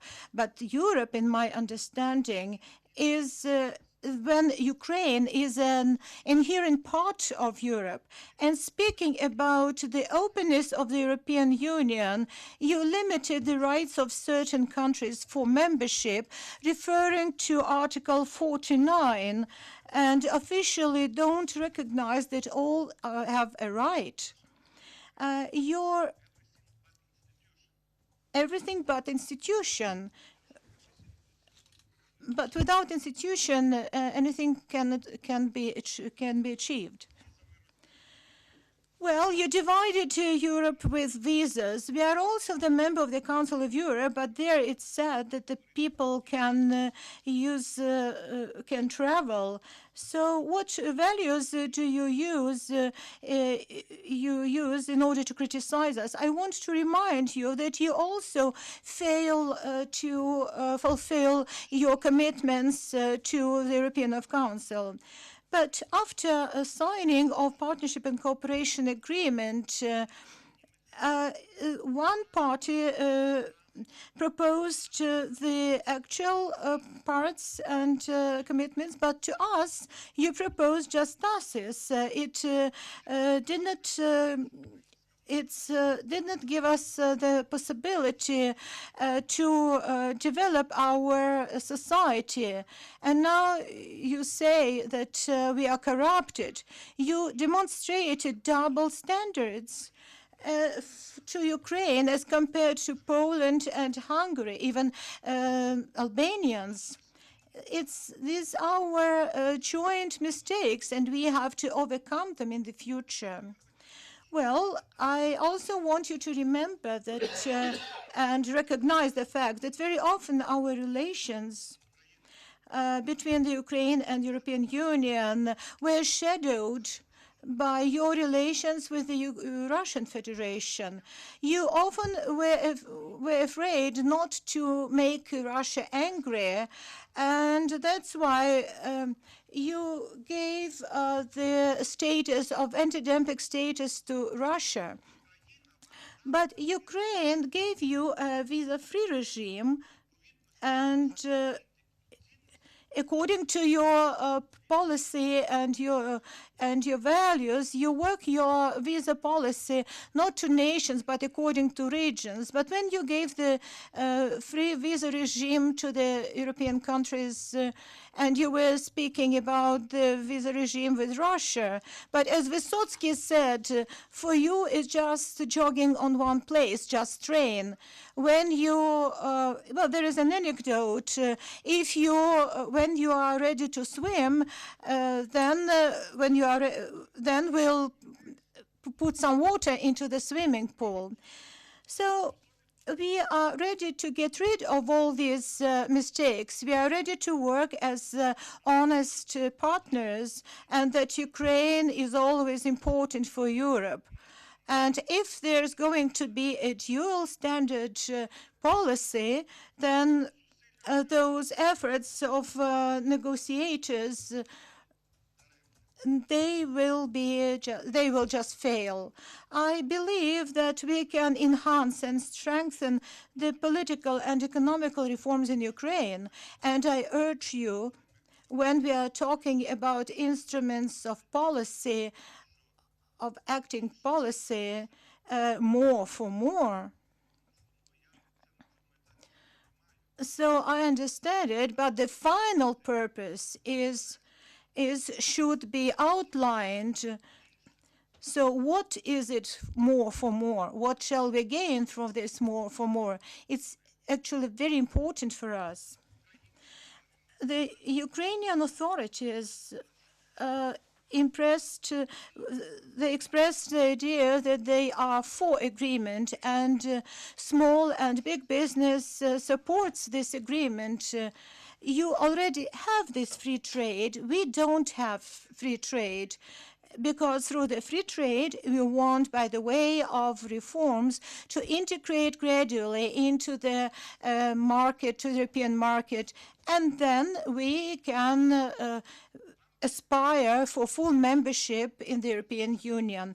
But my wish is that I wish that the European Union will stand forever. And, you know, I did not know even how to spell the word euro. So Ukrainian poetess, with her name, very specific name, Lesia Ukrainka, said in her poem, Contra Spera, I hope without hope. Well, according to our membership within the European Union, I want to say that I always live with this hope.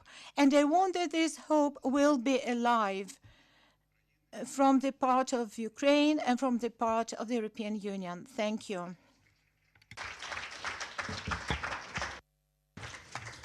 Thank you, Mr. Speck. I found that the same as you, I'm a fan of Vladimir Vysotsky. I cannot find a quote to illustrate what I want to say, but you spoke about double standards. I'm coming from a country who acceded to the European Union in 2007, Bulgaria. And I remember that our politicians also accused the European Union of double standards. I mean, accession to the European Union and getting closer, it's a moving target, and those accusations. Sorry, it's a completely different. In Union, the founding member states, they did recognize that you have the right one day to become a full member state. They understood we have the same right, but they don't want publicly to recognize it. Well, the Commissioner Füle said that the first step is to sign the accession agreement. And in any case, I would like to give the floor to the next speaker, Thomas Fiala, who wears two hats because he is president of the European Business Association in Ukraine. That's a lobbyist organization of businessmen.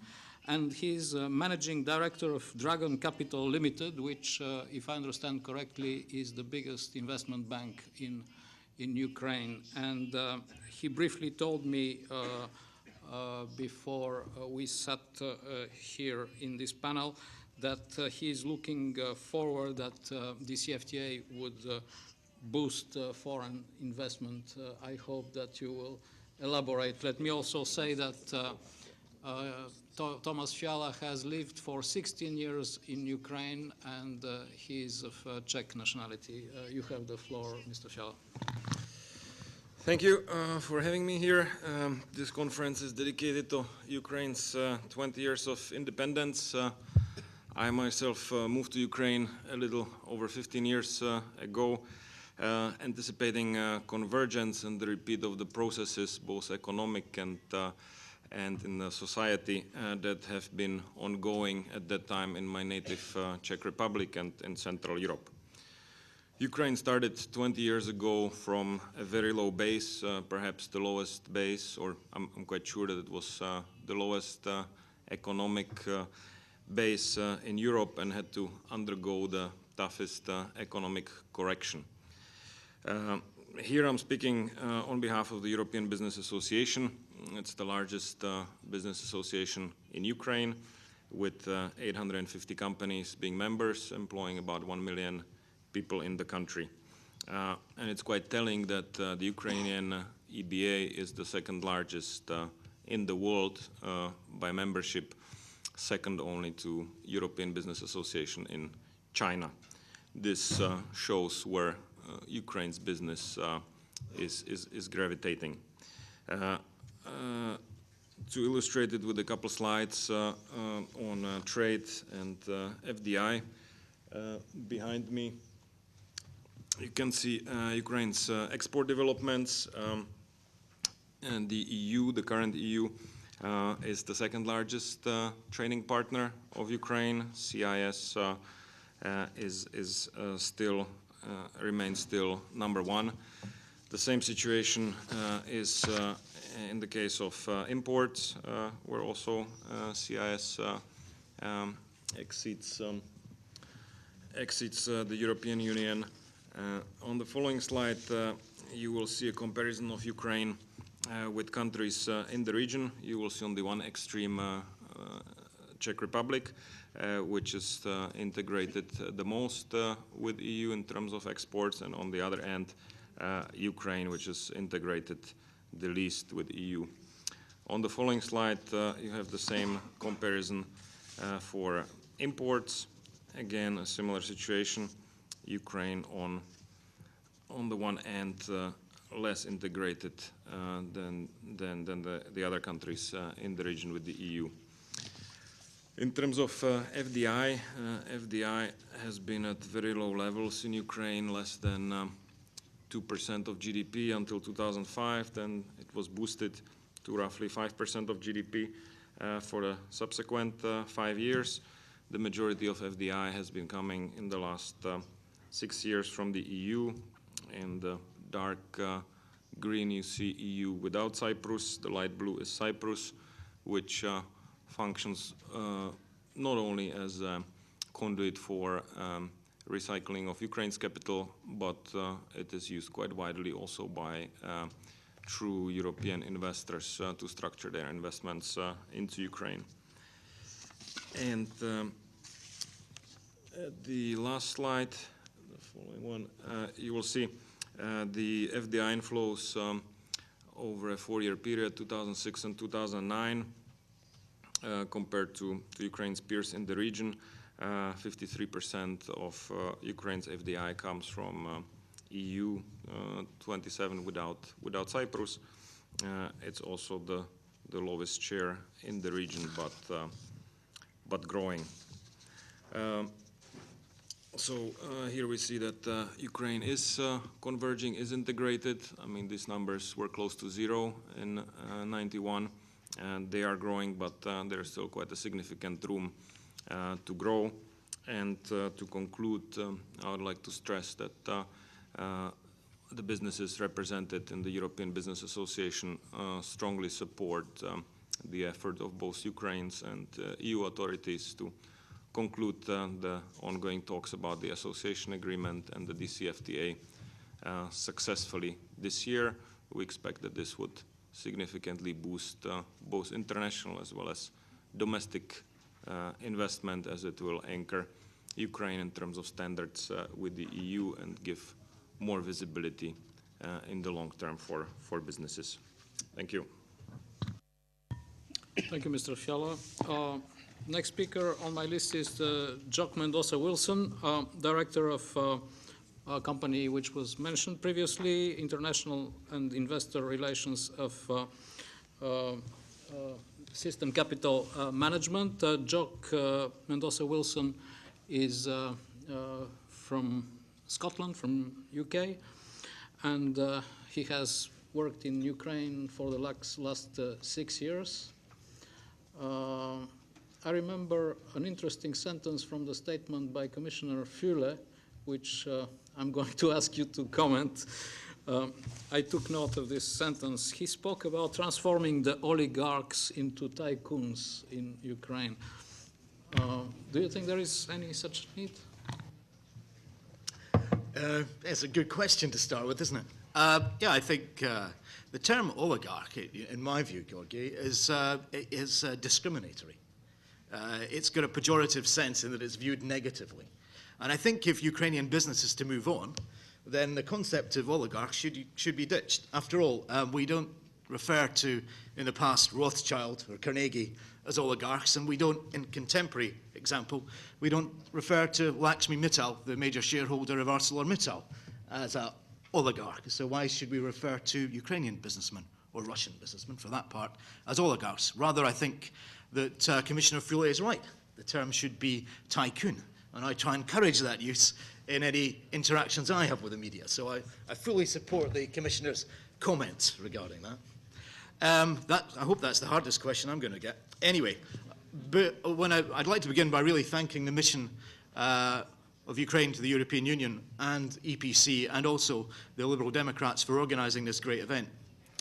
So often there are few opportunities for Ukrainian business to talk about how we view the European Union. And I would say that SKM is also a long-term member of the EBA, so I support exactly what Thomas has said. For those who are not familiar with System Capital Management, we are Ukraine's largest business, and we're very active in metals and mining and in energy. As a whole, we are the largest business group in the country, and we're a major player in the Ukrainian economy. So what happens in terms of trade with Europe is important to us. We're, in fact, in 2010, we accounted for 7% of Ukraine's GDP.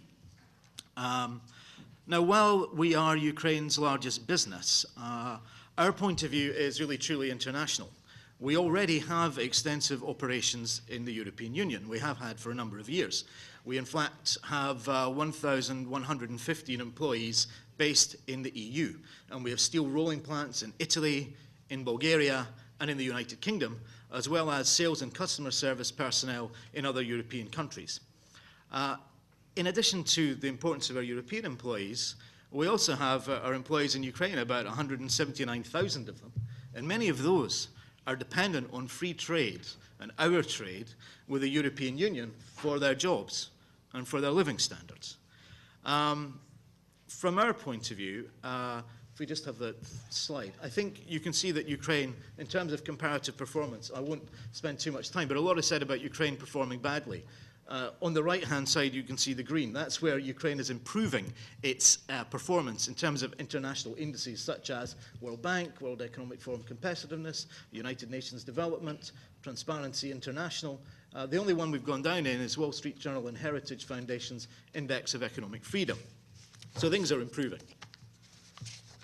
Here is our performance, comparative performance, compared to Poland and Russia. So you can see that actually in each one of those areas, well, almost each one except essentially corruption, Ukraine is performing worse than its near neighbours. So there is a huge opportunity for development which we think the DCFTA will bring. Lastly is a comparison here from this part of the presentation on Ukraine's GDP ranking regionally. And one thing that we imagine as a business is that if Ukraine does become a member of the DCFTA and that treaty is agreed, then we should certainly improve our GDP performance. As you can see, we rank sadly well behind our neighbours, Poland and Russia, in terms of per capita GDP. Now, from our own business, I'll just skip the slide because Thomas covered some of this, and just do the next one. Great. From our point of view, the market is already in the European Union very important for us. Sales to the European Union accounted for 24.2% of Metinvest sales. To give you a monetary value, that's about 1.8, just under $1.8 billion. By comparison, Metinvest, our metals business trade with the CIS, accounts for only 10% of its total sales. So, of course, while the CIS might be important, Europe clearly outdwarfs it. If we look briefly at our energy business, I'm not going to say much about this because my colleague Andriy is going to speak shortly. DTEC also exports energy. It exported 1.14 million tons of coal and exported 1,368 kilowatts of energy. DTEC has also actively lobbied for Ukraine's membership of the European Energy Community Treaty. So we have been very active in ensuring that Ukraine moves in a European direction. Someone earlier on mentioned our shareholder, Mr. Akhmetov. And Mr. Akhmetov has always had a very clear view on this position. He's always had a clear view on the need for Ukraine to integrate with the European Union, and in particular, the need to secure this deep and comprehensive free trade agreement. And System Capital Management as a business has been active since the start in trying to support this process. I'm often asked the question, DCFTA against customs union. It's no contest. I think we go on to the next slide, is it? I only just discuss the top figure here. In simple business terms, becoming part of a European marketplace, we have access to 500 million consumers with a regional GDP of $14 trillion. On the other side, there's the customs union proposed by Russia, which offers only 170 million consumers and a collective GDP of 1.5 or $2 trillion. And of course, very importantly, the purchasing power of those European consumers is so much more. So the opportunity is clear. And our decision as a business is clear that if we're going to be successful as a Ukrainian business that's international, then we need integration on trade with the European Union. As we've heard from everybody else, it's about more than money, it's about more than profit. If the Ukrainian economy is to transform itself, it needs to find an anchor for the reform process. And the DCFTA integration process is that anchor. So we believe that the change in market conditions in Ukraine, the change in the regulatory environment in Ukraine, will be driven by implementation of the DCFTA, and that is a huge advantage to smooth the trade flows between Ukraine and EU countries. We also think, in terms of investment, that the reform of Ukraine's outmoded regulatory framework and some of the intransparencies that exist will change under the DCFTA, and it will create stronger institutions. And I think these factors, such as institutional weakness, have been identified very often by investors as being a weakness in terms of Ukraine's FDI. I'm going to cut this short as my time is up, but I think that as we get to this process where we nearly have an agreement, the devil, of course, if the agreement is signed, will be in the detail. And it's in the implementation that we see the next set of challenges that Ukraine will have to face on actually delivering the reality. So I think, to paraphrase that great Britain Winston Churchill, the signing of the DCFTA and the association agreement is not the end, but rather the end of the beginning. And there are many more tough kilometres to be walked before we actually get the economic and social benefits. But I think in the end, it'll be good for business, and it will raise the living standards of each individual Ukrainian. Thank you, Jock. Thank you for reassuring us that oligarchs or tycoons support Ukraine's EU integration. I'm not joking, because it could be the other way around, but yes, that's good news. And now I see that we have time for 3 questions. Who would like to be the first? Please say who you are and to whom you are asking the question. You have the floor, madam. Mon nom c'est Stella Veligi. My name is Stella Veregi. I'm a European citizen. I'm an IT specialist and a physicist, and I have a question for Mr. Speck.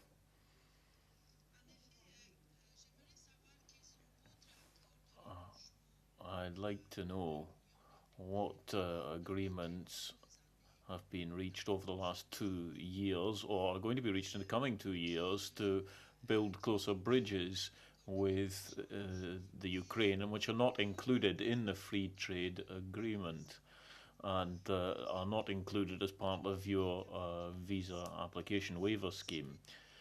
Secondly, in a democracy,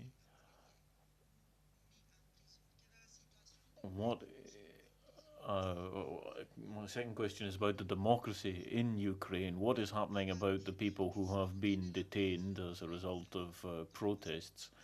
For example, Yulia Tymoshenko and so on. And lastly, about NATO.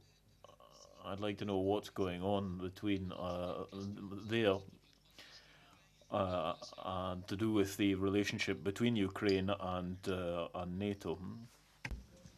Дякую за ваші запитання. Я теж громадянин Європи.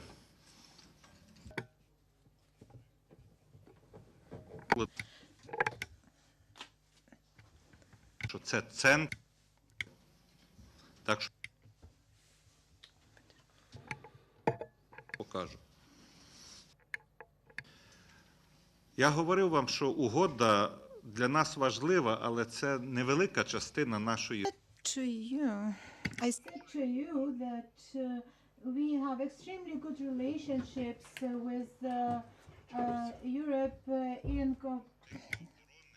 So we have extremely good relationship between Ukraine and European Union in security. We have a special agreement signed during the Spanish presidency on cooperation on crisis management. And in this respect, in line with the agreement, we have associated relations with from the first day when the European police entered Bosnia and Herzegovina, the Ukrainian officers were with you. And as the follow-up of cooperation, we also worked in Libya when we evacuated our citizens. So our purpose is to expand the security cooperation. Science and technologies, cooperation between Ukrainian Space Agency and European Space Agency. Many Ukrainian scientists are working with the European research programs, and the results are shared by both by Ukrainian citizens and by people of Europe. Our cooperation in the area of extraordinary situations and natural disasters, protection of environment. You know that Ukraine at first ratified the Energy Charter, and we tried to find more areas within this area that some countries did not ratify at the expense of our membership in the Energy Community Treaty. I mean the cooperation in this area. We welcome all your support and your help on developing democratic institutions in Ukraine. They say that democracy is not only the freedom of expression and order, but I must mention NATO. We were intended to join NATO, but when the country founders of NATO, they changed their views on NATO and membership to the NATO. At first, with the military campaign in Iraq, when Europe split on new and old members, the membership in NATO is not like a precondition for membership in the European Union. For you who will sit in the Council of European Union, for you it's more important to have pro-European, pro-Franco, pro-American, or pro-Germany, Ukraine. So when you split yourself into the new and old members of the European Union, we understood that our membership with NATO won't expedite our membership in the European Union.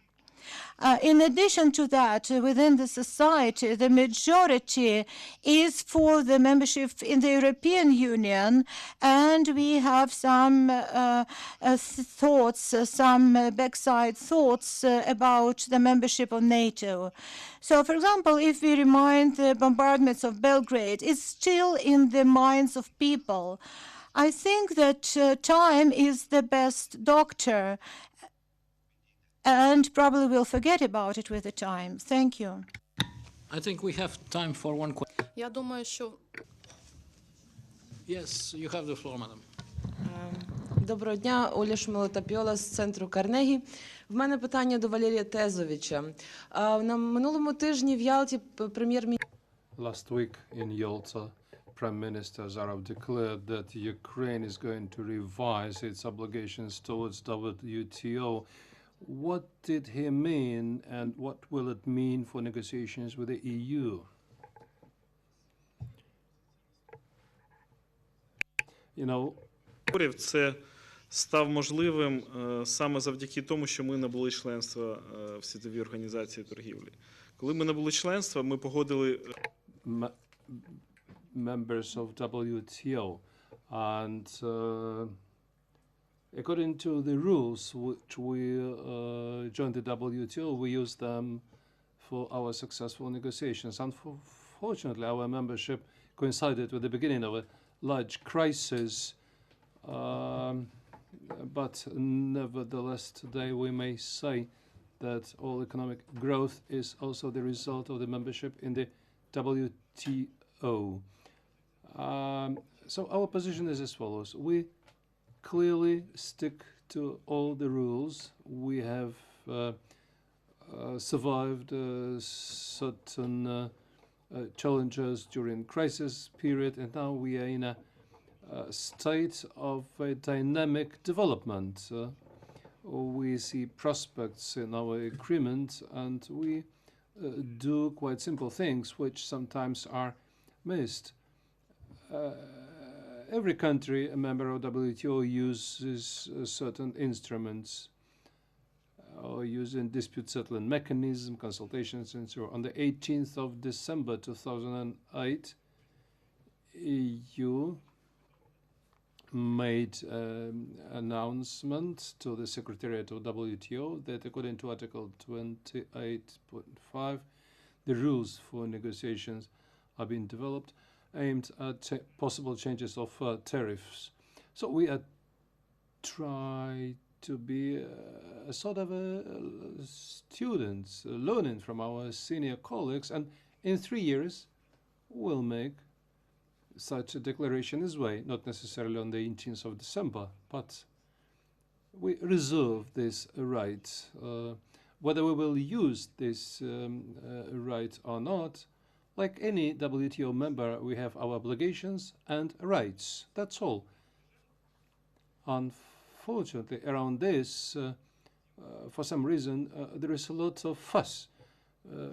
But we are not going to leave WTO. We have no intentions to break down the foundations of the organization. On the contrary, those countries which are joining now WTO, we try to call upon them to function and to work according to the rules. Thank you. I think it's more or less clear. Ukraine is making a step towards the European Union and not a step back from WTO. And we have to be respectful of the clock also because of the translators whom I thank and because of the next panel. So once again, thank you to the distinguished panelists, and thank you to you for your interest.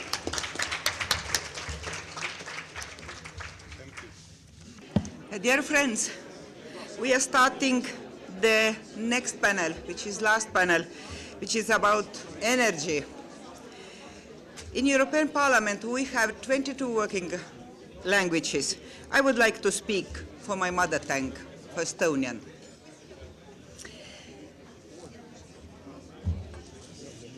Meil on selles paneelis, mis...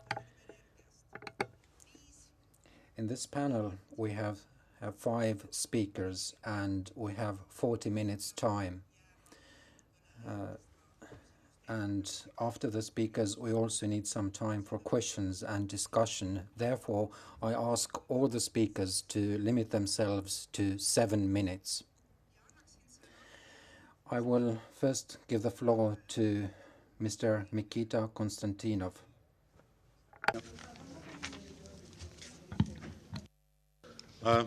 Thank you, Madam Chair.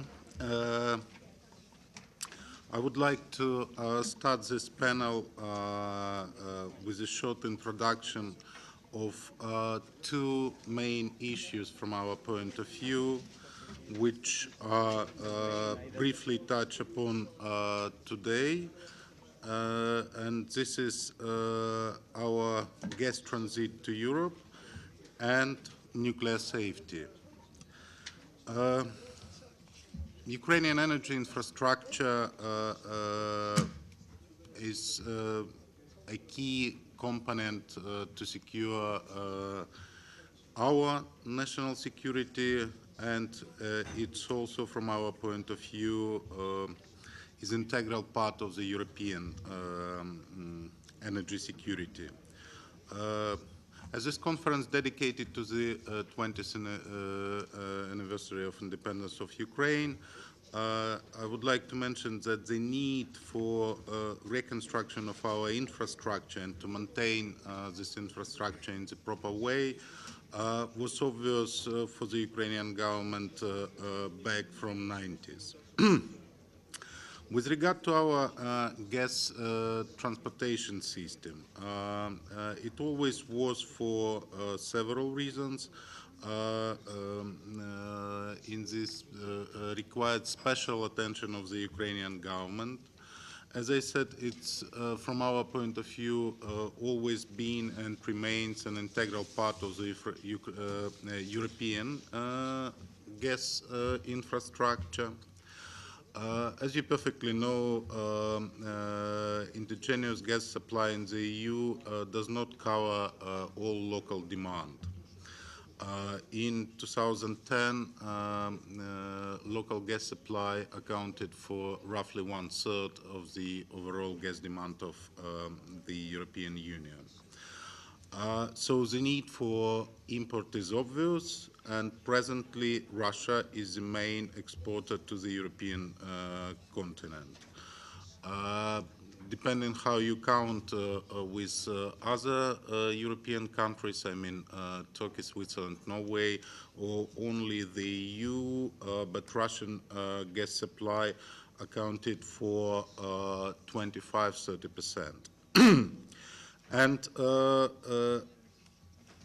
this gas, as you know, mainly transported through the territory of Ukraine. Every year, it's about 20% of the overall gas supply coming from through Ukraine. With regard to our cooperation with the European Union, I think we have a strong legal basis back to 2005, when a memorandum of understanding was signed between Ukraine and the EU. Then, with regard to gas transit, we have very important event, this conference in Brussels. And finally, as you know, since this February, Ukraine is a full member of the energy community. In order to exceed the energy community, I think Ukraine made a very important step in line with the EU legislation, directives, is adopting a law of Ukraine on principle of the natural gas market functioning.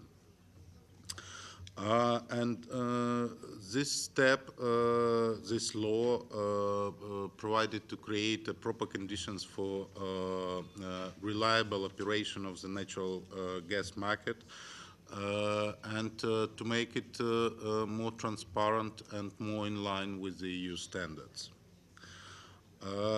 Another important step, this is very recent step, this month, the President of Ukraine has issued an order addressing the restructuring of Ukrainian oil and gas industry. Today it's too early to say, but this order explicitly required from the Ukrainian government to develop Ukrainian oil and gas monopolist Naftogaz restructuring action plan. And I hope that it will be, the deadline is the 1st of October.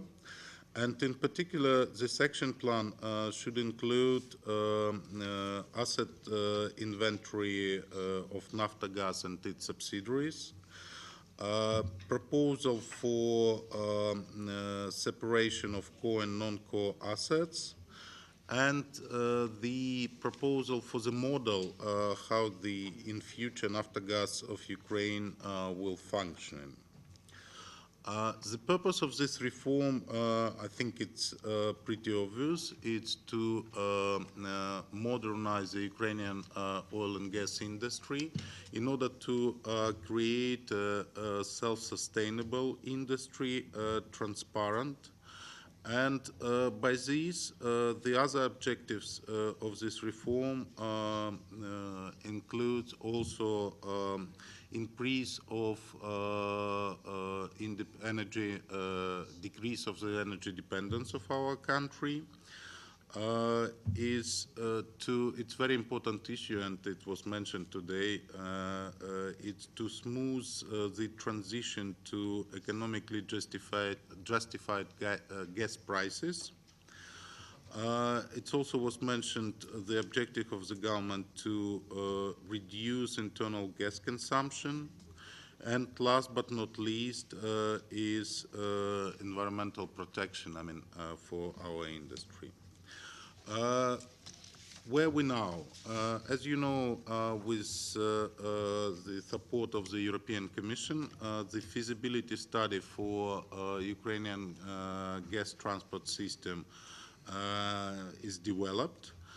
We have it was done by international consultant Mott MacDonald. We already have the results, which proves that modernization of the Ukrainian gas transit system is a cost-effective and, which is also important, technically reliable option for the Russian gas supply to the European Union. And I would like to announce, concluding this part, that on 29th of September this year, together with the European Commission, we organized in Kyiv an international conference, Ukraine-EU towards common energy market. It is foreseen that Prime Minister of Ukraine, Minister of Energy and Coal Industry of Ukraine will attend the conference. We also have promises of the Commissioner Oettinger and some ministers from EU member states to attend this conference, and obviously Ukrainian and international industry will be present as well.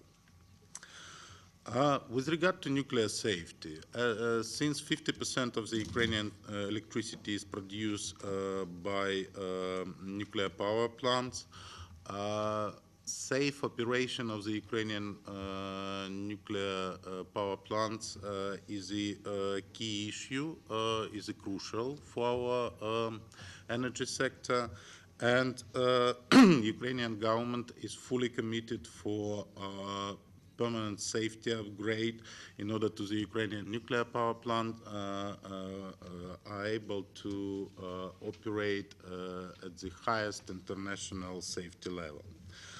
Fukushima disaster triggered the need for safety reassessment, and this is true all over the world. We in Ukraine has launched this reassessment, I think in May this year. Later in June, we were invited by the European Commission to join joint EU stress test initiative, and I'm concluding. And now Ukrainian reassessment of nuclear safety is going fully in line with the criteria established by the EU regulators, so it's fully in line with the European stress test. And we intend to complete our safety reassessment in line with the deadlines and even earlier, the one established by the European Commission. To conclude, with regard to nuclear, I would like to say that we are fully committed to nuclear safety, but at the same time, for Ukraine, nuclear is and will be an important part of our national energy mix, and the Ukrainian government confirmed it plans to further develop nuclear industry. Thank you.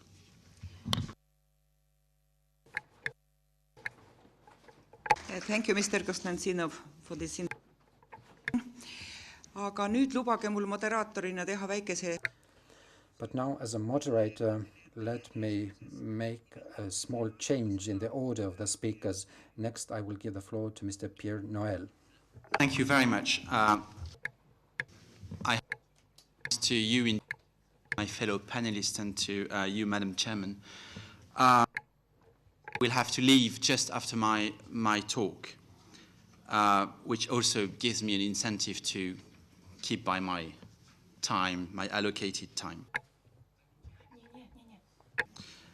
The first one is that I strongly believe that the dynamics of the Ukraine-Russia gas relationship since Ukraine's independence 20 years ago is much more explained by the structure of the game than by political changes either in Ukraine or in Russia.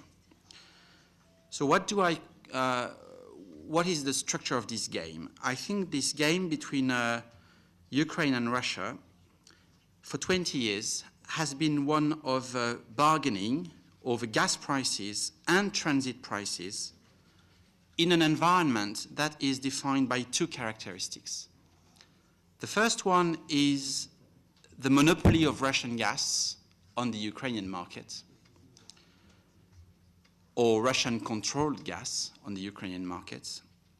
And the second characteristic is the monopoly of transit that Ukraine has over the transit of Russian gas to the EU. Of course, the second characteristic acted as a limit, as a check on what monopoly rents could Russia extract from Ukraine. In other words, Ukraine was holding the EU hostage in its bargaining with Russia over gas prices and over gas transit prices. Most of the time, this hostage-taking was implicit, and then in 2006 and 2009, it became explicit. So what happened? It's my second point. What happened in 2006 and 2009? I think that Russia had decided a few years back, a few years before, and of course it may have something to do with the Orange Revolution, though that is something that I cannot substantiate or prove, Russia had decided to change the structure of the game to its favor in order to drastically increase the monopoly rents it can extract from Ukraine. And for that, to implement this strategy, it had to do two things, or it chose to do two things. The first one is breaking the transit monopoly by building huge bypassing pipelines around Ukraine and denying Ukraine its quote-unquote nuclear option in the negotiation. Or, in other words, Russia wanted to shield the EU-Russia gas relationship from the Russia-Ukraine gas relationship.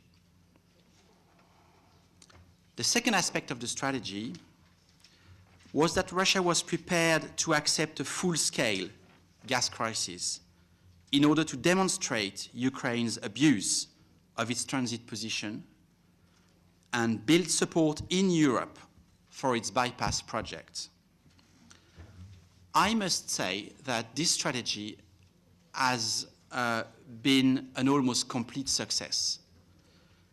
The 2006 and 2009 crises have very profoundly changed the way Ukraine is seen by key European member states as a transit country, and Ukraine had started to be perceived since then as a problem, as a threat that had to be dealt with, and the most effective, or maybe the only possible available way to deal with it, was to let Russia build its bypassing pipelines.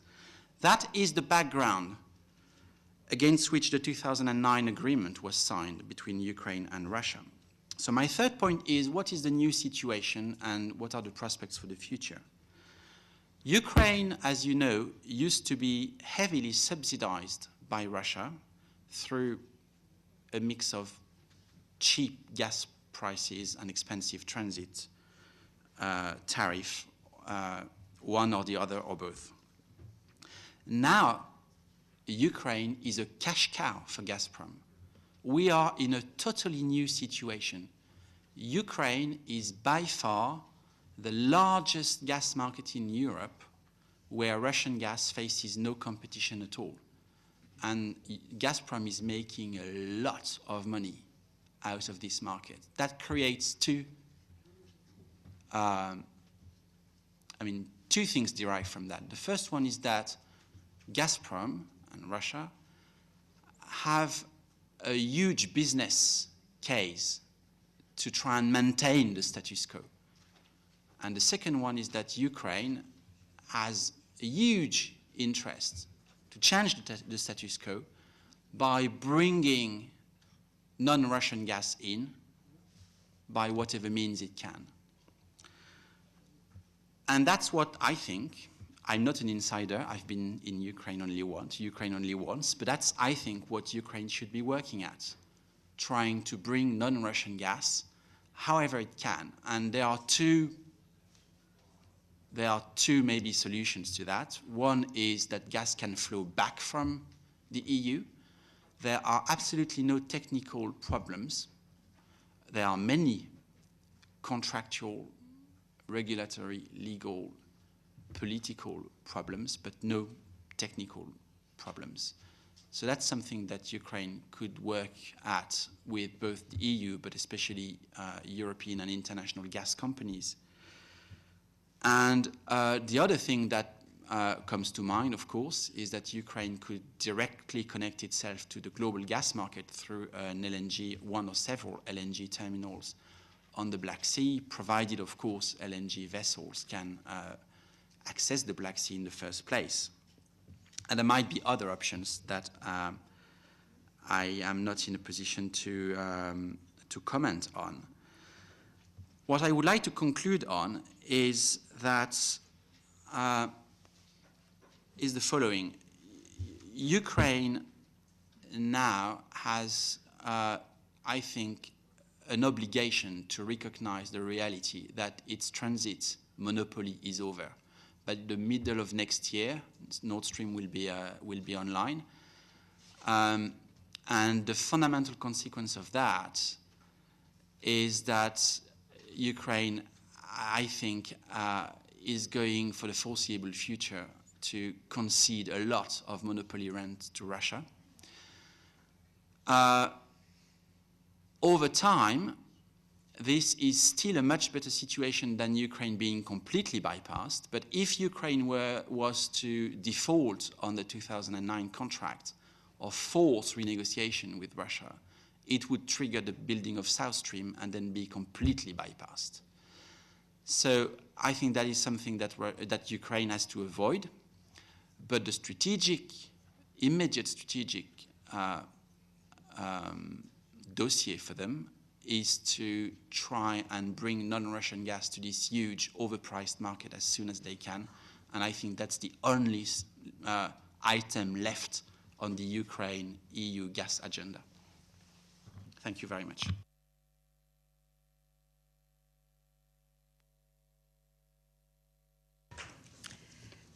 Thank you, Mr. Nerd, for interesting presentation.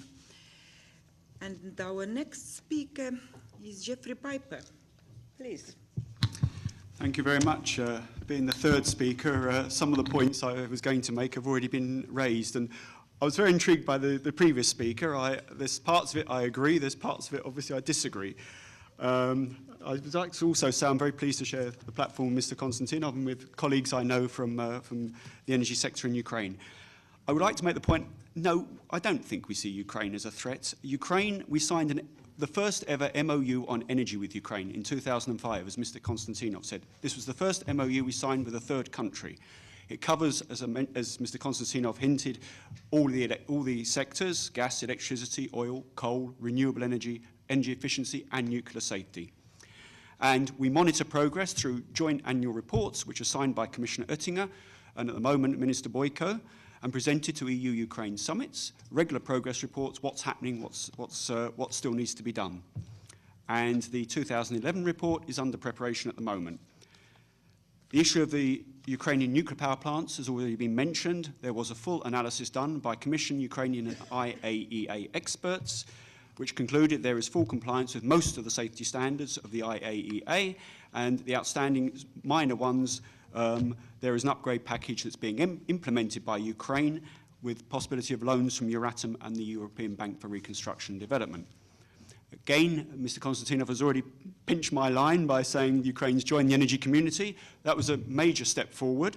Again, in joining at the same time as Moldova, Ukraine has undertaken a whole series of legal commitments, and clearly these are being very closely monitored.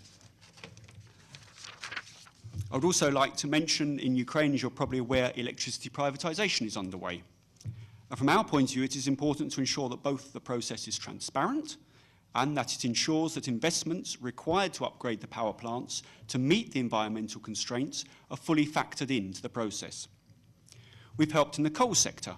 The EU has funded a significant coal sector policy support programme to assist Ukraine in its efforts to restructure the coal mining industry in a socially responsible and cost-effective manner, to improve mine safety, and to address a number of environmental issues related to the coal sector.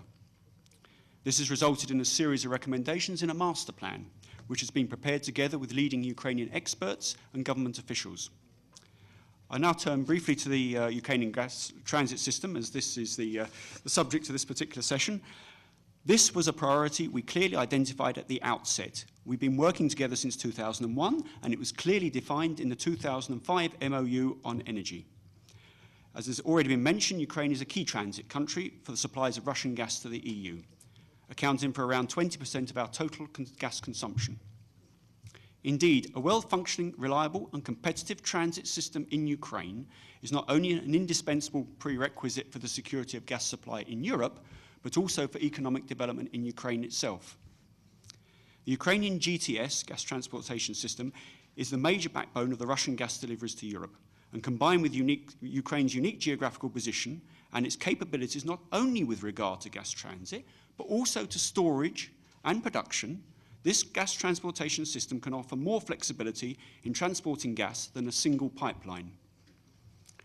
At the same time, it is in the best economic interests of Ukraine, the EU, and of Russia that a balanced and mutually beneficial long-term trilateral solution is found to underpin the future gas flows through Ukraine and to the EU, and to avoid the kind of disruptions we've seen in the past. In March 2009, we had a joint EU-Ukraine International Investment Conference here in Brussels on the modernisation of the Ukrainian gas transit system. This was a culmination of a series of preliminary studies funded by the Commission, which resulted in an estimation of the modernisation needs and the cost, and of discussions both with the Ukrainian authorities and with international financial institutions. Together, a declaration was signed at this event, which spelt out the reforms that are required in the Ukrainian gas sector, and indicated the willingness of the IFIs, EBRD, EIB, and World Bank to provide loans for modernisation of the gas transit system in Ukraine. As Mr. Konstantinov has just mentioned, the Commission has been funding a technical feasibility, environmental and social impact assessment studies required by the international financial institutions for their due diligence in advance of any loans. Together with the World Bank, we have also offered technical assistance to the Ministry of Coal and Energy to assist with the restructuring and financial transparency of NAC, which has just been mentioned, as well as to support the establishment of a project management unit to oversee the modernisation of the gas transit system. Indeed, acceptance of this assistance would be a clear sign to the EU and to the IFIs that Ukraine is serious about reforming the gas sector in line with its commitments that it undertook in joining the Energy Community Treaty. Acceptance could help the EIB and EBRD to positively consider a first loan for the priority project on the first phase of a three-phase upgrade of a major pipeline through Ukraine, which is the Urengoy-Pomeroy-Huzhhorod pipeline, if I've pronounced that right. To conclude, and again, just to re-emphasise this point, I would stress that the Commission remains fully committed to the modernisation of Ukraine's gas transit system. This has been specifically highlighted most recently in our communication on the security of energy supply and international cooperation, which was adopted earlier this month, where the Commission has set a goal for the rehabilitation of the Ukrainian gas transmission network by 2020. Thank you very much.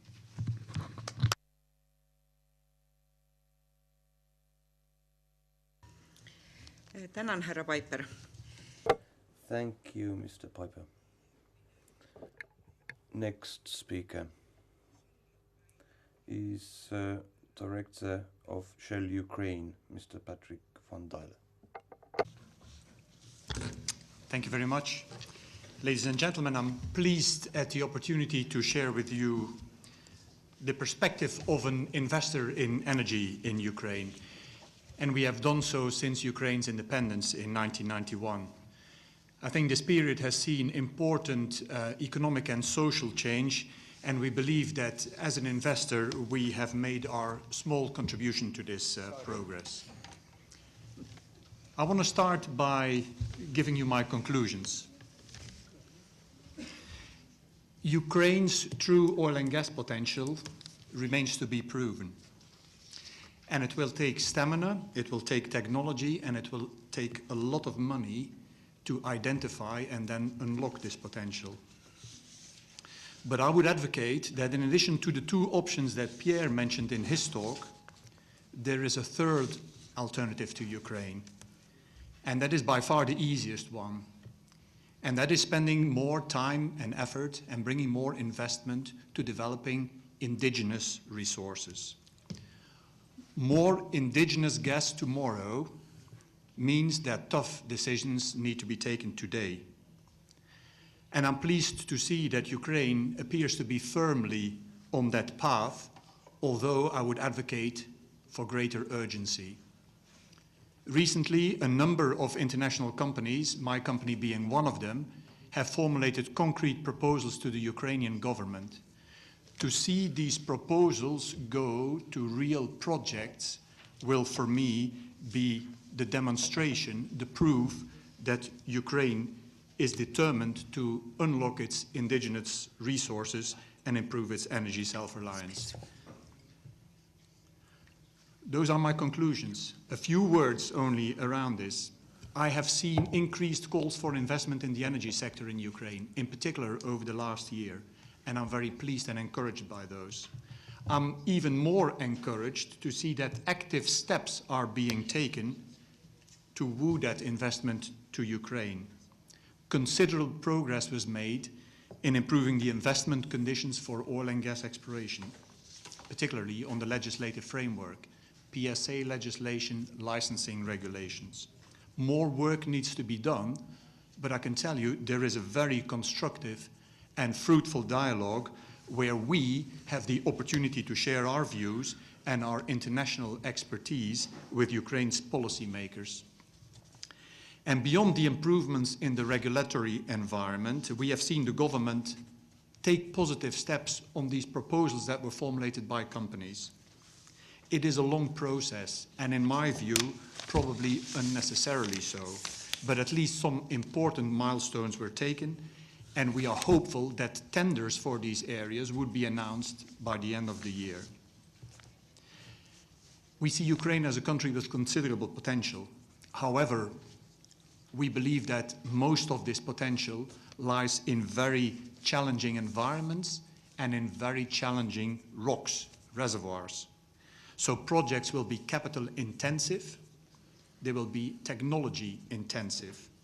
And I think that inviting reputable international energy companies, those who have a track record in developing complex projects, to develop those resources in Ukraine in an environmentally, socially, and economically responsible way is the logical way forward. Now, alongside political will and determination, many other things have to fall into place. Ukraine currently doesn't have the service industry to make it happen.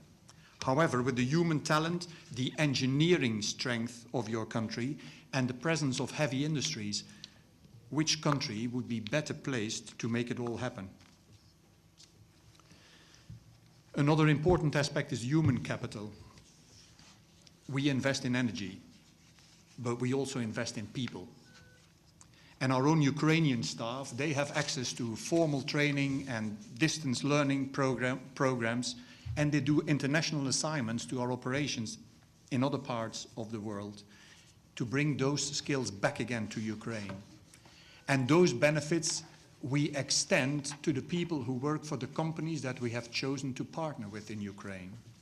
And in Ukraine, Shell has resolutely chosen for partnering with one of Ukraine's state gas enterprises, Ukrgaz-Vidobuvania, one of Naftogaz's affiliates. And we are hopeful that this cooperation could actually become a model for public-private partnerships in Ukraine. So I conclude by repeating what I said at the very start. Ukraine's true potential remains unproven. It will take stamina, it will take technology, and a lot of money. More indigenous gas tomorrow means that tough decisions need to be taken today. So I call for greater urgency.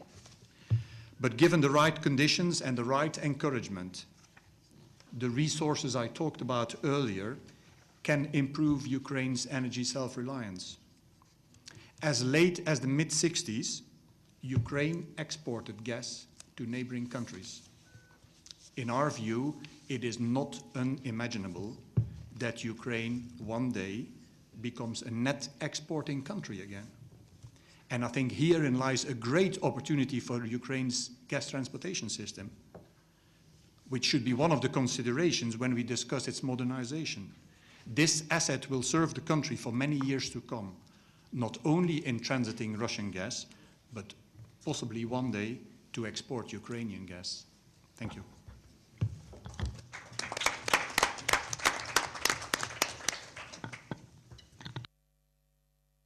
Tänan kõnelejat. Thank you very much. And in this panel, now we have one speaker left, Mr. Andriy Favorov, and the floor is yours. Thank you very much. One of the advantages of being the last speaker is that a lot of the key points that I want to bring up have already been mentioned in one form or the other. I specifically want to chat a little bit with you today about the power sector in Ukraine, its integration with the European Union, and the potential for growth in that industry. As Tolstoy famously said, all happy families are alike in their happiness. I think if you look at the next slide, you will see that the happy family that is EU and Ukraine are alike in the challenges and issues that it's facing in the European and Ukrainian electricity sector and a power sector. Furthermore, the next slide, I think, additionally shows that specifically in Ukraine, and I think the situation is akin to a lot of other countries, specifically in Eastern Europe, but I think in Western Europe as well, is that the continued growth of demand calls for diversification of the fuel types and increased investment that other panel members have spoken significantly about. Whereas Ukraine will continue to increase the capacity, nuclear capacity, and increase the safety and investments in the reliability and safety of this capacity, it will also cannot move away from having a significant portion of its energy produced from thermal sources, specifically coal. On the next slide, you will see that given this demand projections in Ukraine, that we're beginning to forecast 2015 as the target year, that Ukraine begins to run out of capacity. There are two ways of solving this issue, and both of them call for a lot of investment. First one is investment in rehabilitation of existing capacity. It's increasing the reliability, the maneuverability of this capacity, specifically nuclear, hydro, as well as, of course, thermal. And the second one is the investment into new generation. Both of these plans call for significant funding and significant investment. McKinsey projects the total investment around 60 billion euros by 2030 in order to accommodate the growth in capacity, as well as provide for significant reserve margin that would allow for the security of supply within the system. And this, on the next slide, you will see that the 60 billion euro figure that I mentioned does not include the investment necessary into the environmental upgrade of the system in order for Ukraine to comply with the energy charter that has been undersigned and other speakers at the panel have spoken eloquently about. These are the key issues, and these are the investments that are facing Ukraine and the Ukrainian economy. But I think on the next slide, I try to demonstrate the importance for Ukraine energy sector and the power sector specifically of DCFTA agreements. One of the specifics about energy and electricity production is the capacity utilization. The better the new or existing capacity is utilized, the more kilowatt hours or megawatt hours can the capital cost be spread across. The peak to base load profile, that is between the base load demand within Ukraine and the peak demand, will remain to be fairly significant. Introduction and the expansion of the market and inclusion of Ukraine into the wider European market would allow for Ukraine to better utilize the existing capacity, rehabilitated capacity, and greenfield capacity, thus spreading the capital cost of the investment necessary into these capacities, increasing the reliability and maneuverability, and at the end, introducing the better pricing for the consumers in Ukraine and in European Union. And finally, I'd like to say a few words, not to keep everybody from their dinner, about the company and our targets and how the role that we see for ourselves within Ukraine and Europe as we move forward. We're currently the leading private extractor of coal. We're leading private generator, and we continue to support the expansion on these two fronts, and we look and hope for increased investment and reliability in the transmission system, increased export capacity into European Union, as well as improved reliability of the distribution network so we can serve the needs of our customers reliably and consistently. Thank you very much for your attention.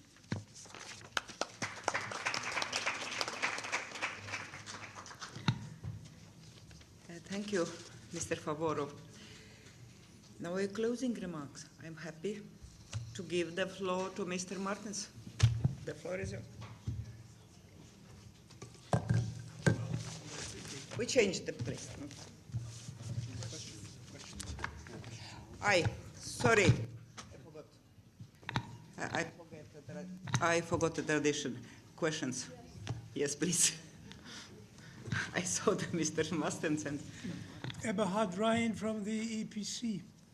I found all this extremely interesting, but I did not hear a single reference to a conference that is going to take place in 2 months in Durban, South Africa, to do something about climate change and therefore reduce CO2 emissions. Of course, gas is better than coal, but even here I didn't hear anything about coal. So could you tell us something, not only about the potential for coal and gas or oil that you're looking for, but also the potential for renewable energy? Is there any wind potential? Is there any solar potential? Where is it? Is it being tapped? Why is it not tapped?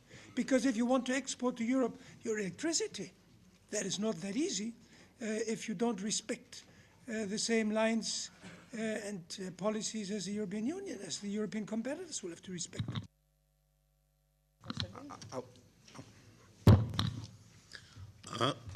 Thank you. Yes, indeed. Unfortunately, the time frame does not allow me to speak about this very important component of our energy policy. Just two things. As you may know, the government of Ukraine reviewing current energy policy of the country, and it's under review and amendment, and I can reassure you that the renewable will be properly addressed in the next government energy policy. This is from one side. From another side, the government and parliament has already established, from my point of view, adequate incentive for renewable business. So it's not only a declaration, but the concrete step in terms of the green tariff, which I think is one of the most favorable, even compared to the EU countries. And these steps, together with the political support for renewables in Ukraine, has already made the results. We have a first Helios solar power plant in Crimea operational this year. And if you wish, my colleague from DETEC can also add about their quite impressive plans for renewable development. Thank you. Yes, thank you very much for the question. And because of the time constraints, I had an appropriate opportunity to comment on this very important initiative.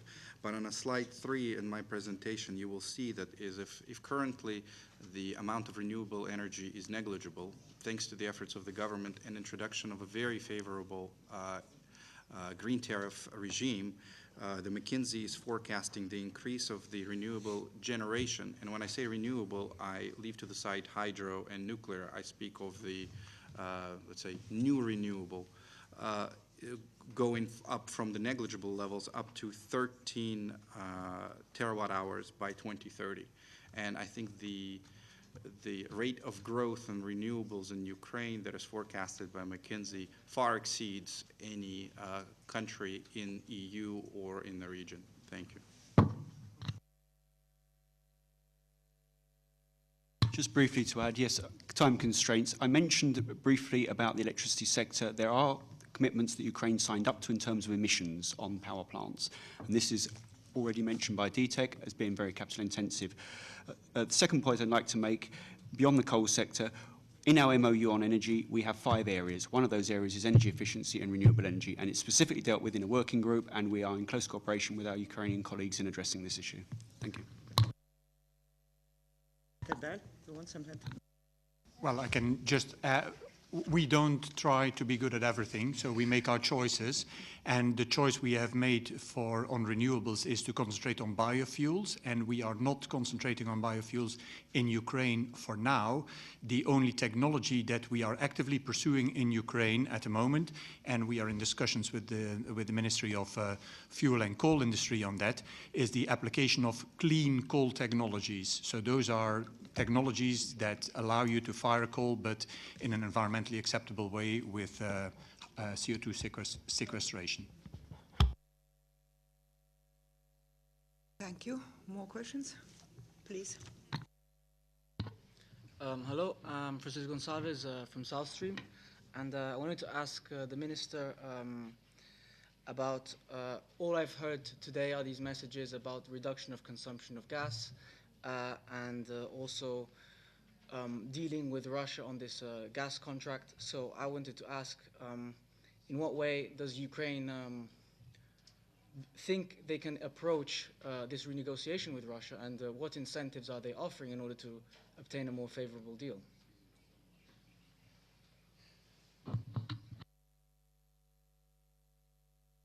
Difficult. Thank you very much for this question. I think this is one of the crucial issue which is now in Kyiv. I mean, but I think you can understand me. It's a commercial negotiations which are ongoing. So to say publicly regarding the arguments which both sides prepared for negotiation, I think it's a little bit premature. Thank you. Thank you. It's all? One more. Petro Gurshenin Institute, Kyiv. Actually, we have been talking much about the different approaches as for the energy, but there is a huge problem in Ukraine is that there is too much energy spent that it's just wasted.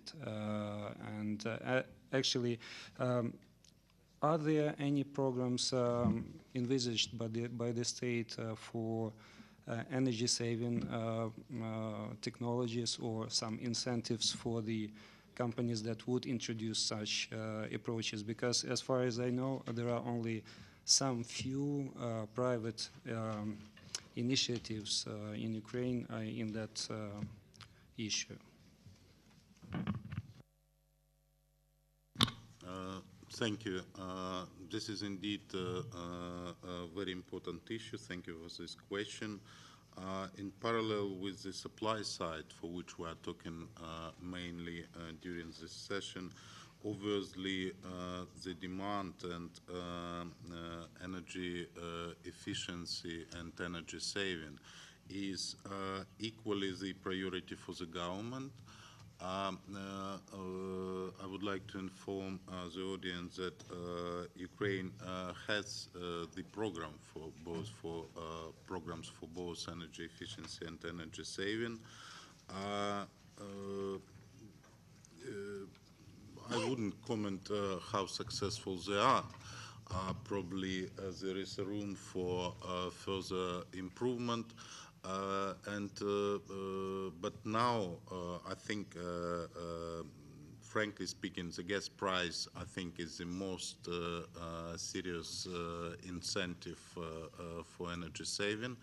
And nowadays there are serious practical steps and programs which are ongoing. And I hope that all these steps, both from the government side and from industry and business and residential households, will result in the substantial decrease in the energy consumption in Ukraine.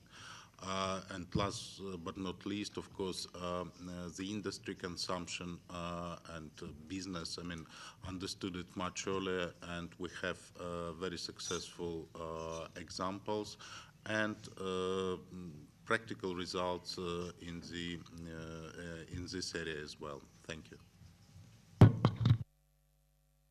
Thank you. Once, please. Sokolow Victor, Gurshenin Institute, Kyiv. A question to Mr. Konstantino. How do you assess the prospects of shale gas production in Ukraine, and can it be an alternative to Russian gas? Thank you. Okay.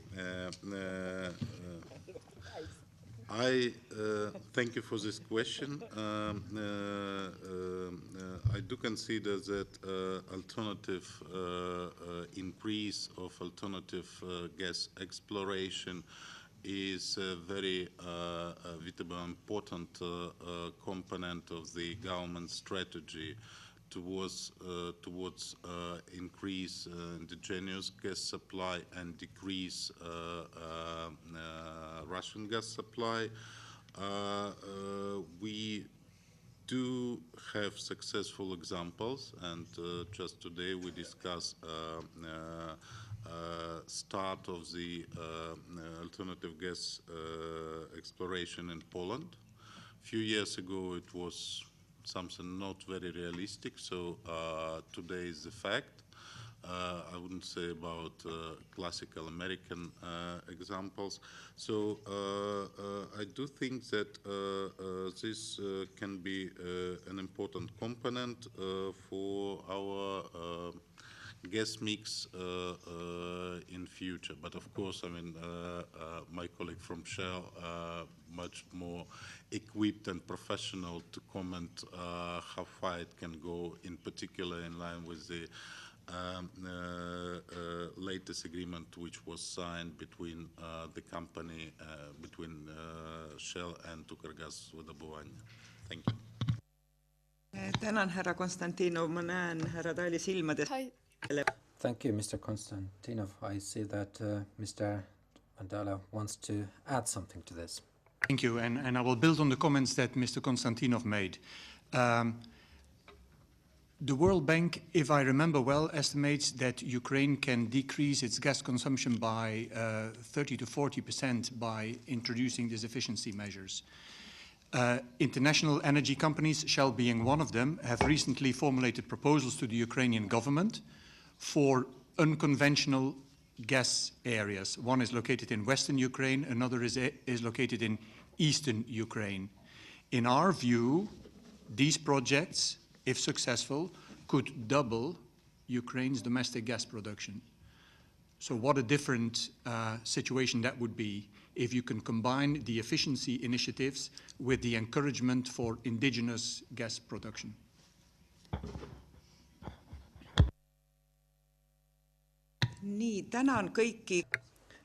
Thank you very much once again. Thank you for those who asked questions, who answered. Our time is over. Unfortunately, we cannot take any more questions. And for the closing remarks, let me give the floor to Mr. Martens, and after that, Mrs. VĽEAN, who is my colleague from my political family. I will not say any more. Just once again, thank you. And after the closing remarks, we will have a small cocktail reception here. Thanks once again. Thank you very much. First of all, there's one thing I forgot all day, and that is to congratulate Ukraine with the 20 years of independence, which I hereby will do. I would also like to say that during the day there's been quite a number of important subjects being mentioned, and time doesn't allow to try and summarize all of that now, but we'll have more detailed reports coming out. Just let me make the point that it seems to me that there's very strong commitment from both the EU and Ukraine to finalize and sign the association agreement, also the deep and comprehensive free trade agreement. But I also think it's important to note again that Ukraine must take on board the need to adhere to the rule of law for democracy and fundamental freedoms. If we see a perceived backtracking in democracy, it needs to be turned around. It does because of Ukraine, because of its neighborhood, but also because I think we might risk a negative populist reaction in the EU to the agreement if it doesn't happen. We know it's challenging time for Ukrainian energy policy. We know there are big burdens to overcome to guarantee energy security, modernization of the gas transit system, reform of the sector, but also what we've just been talking about here, the introduction of more environmentally friendly fuels, and indeed also work on energy efficiency and the renewables. But I think we can also conclude that Ukraine is a country with a considerable potential, and I think it's up to politicians now to give their patient populations the key to unlock this development and give in particular Ukraine a bright and prosperous future. We think from the EU we have a responsibility to help, but I also think that it's become very clear over the last couple of months and years that Europe needs an impetus to get its growth going again. I'm not so sure we can do that alone. We have a prosperous and growing and promising neighborhood. We have countries like Turkey around us. We have countries like Ukraine around us. And I noted that the day that Italy was downgraded by Standard & Poor's, for example, Turkey was upgraded. So what I'm basically trying to say is that turning the back to the neighborhood is not just a bad idea for the development of democracy in those parts of the world, but certainly also for the EU itself. So let that be my last word, so also the interpreters can have their evening free. So let me thank everybody who has participated, and in particular the cooperation we've had with the mission of Ukraine and with ALDE, the ALDE group. It has worked very well, and I think we had a good conference here. I can assure you that we will keep the eye on it from the EPC side. We will continue working on these issues here, and we will make quite a lot of splash, I think, about the issues here in Brussels and hopefully also in Kiev. So thank you very much for participating with it, and thanks to the other partners that has been involved today. And thanks to all of you for coming and staying. Thank you.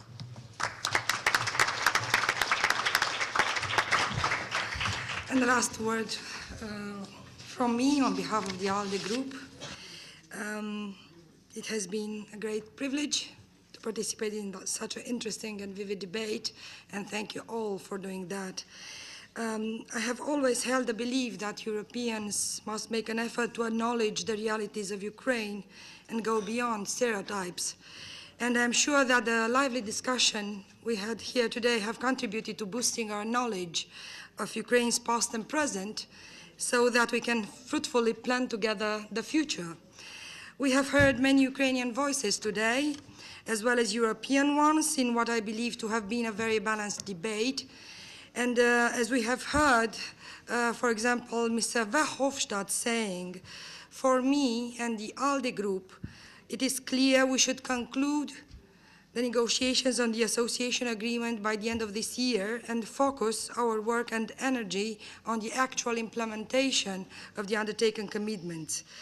One should not underestimate the challenge that this represents, but I'm certain that with the necessary political will and strong commitment to the process, we'll advance to a qualitatively different level of our relations, based on trust, mutual understanding, and why not on common projects on both sides' interests. Allow me to briefly touch upon one subject that is close to my field of expertise and political engagement. Energy is one of the most important fields of cooperation between the EU, Ukraine, and our eastern neighbors. If there is one lesson we should learn from the past, is that interdependence dependence of energy infrastructure is real, and therefore, while continuing to engage in lengthy talks on the need for greater energy security, we as Europeans should focus on how to achieve that, investing in existing infrastructure and interconnectors, supporting new projects, but most importantly, being honest about what we can and cannot do. And finally, we are all indeed in debt to the organizer of this debate, whom I would like also to thank, the European Policy Center, in cooperation with the Mission of Ukraine to the European Union and the Alliance of Liberals and Democrats in European Parliament. Thank you very much, and I also invite you to join us in a cocktail. Thank you.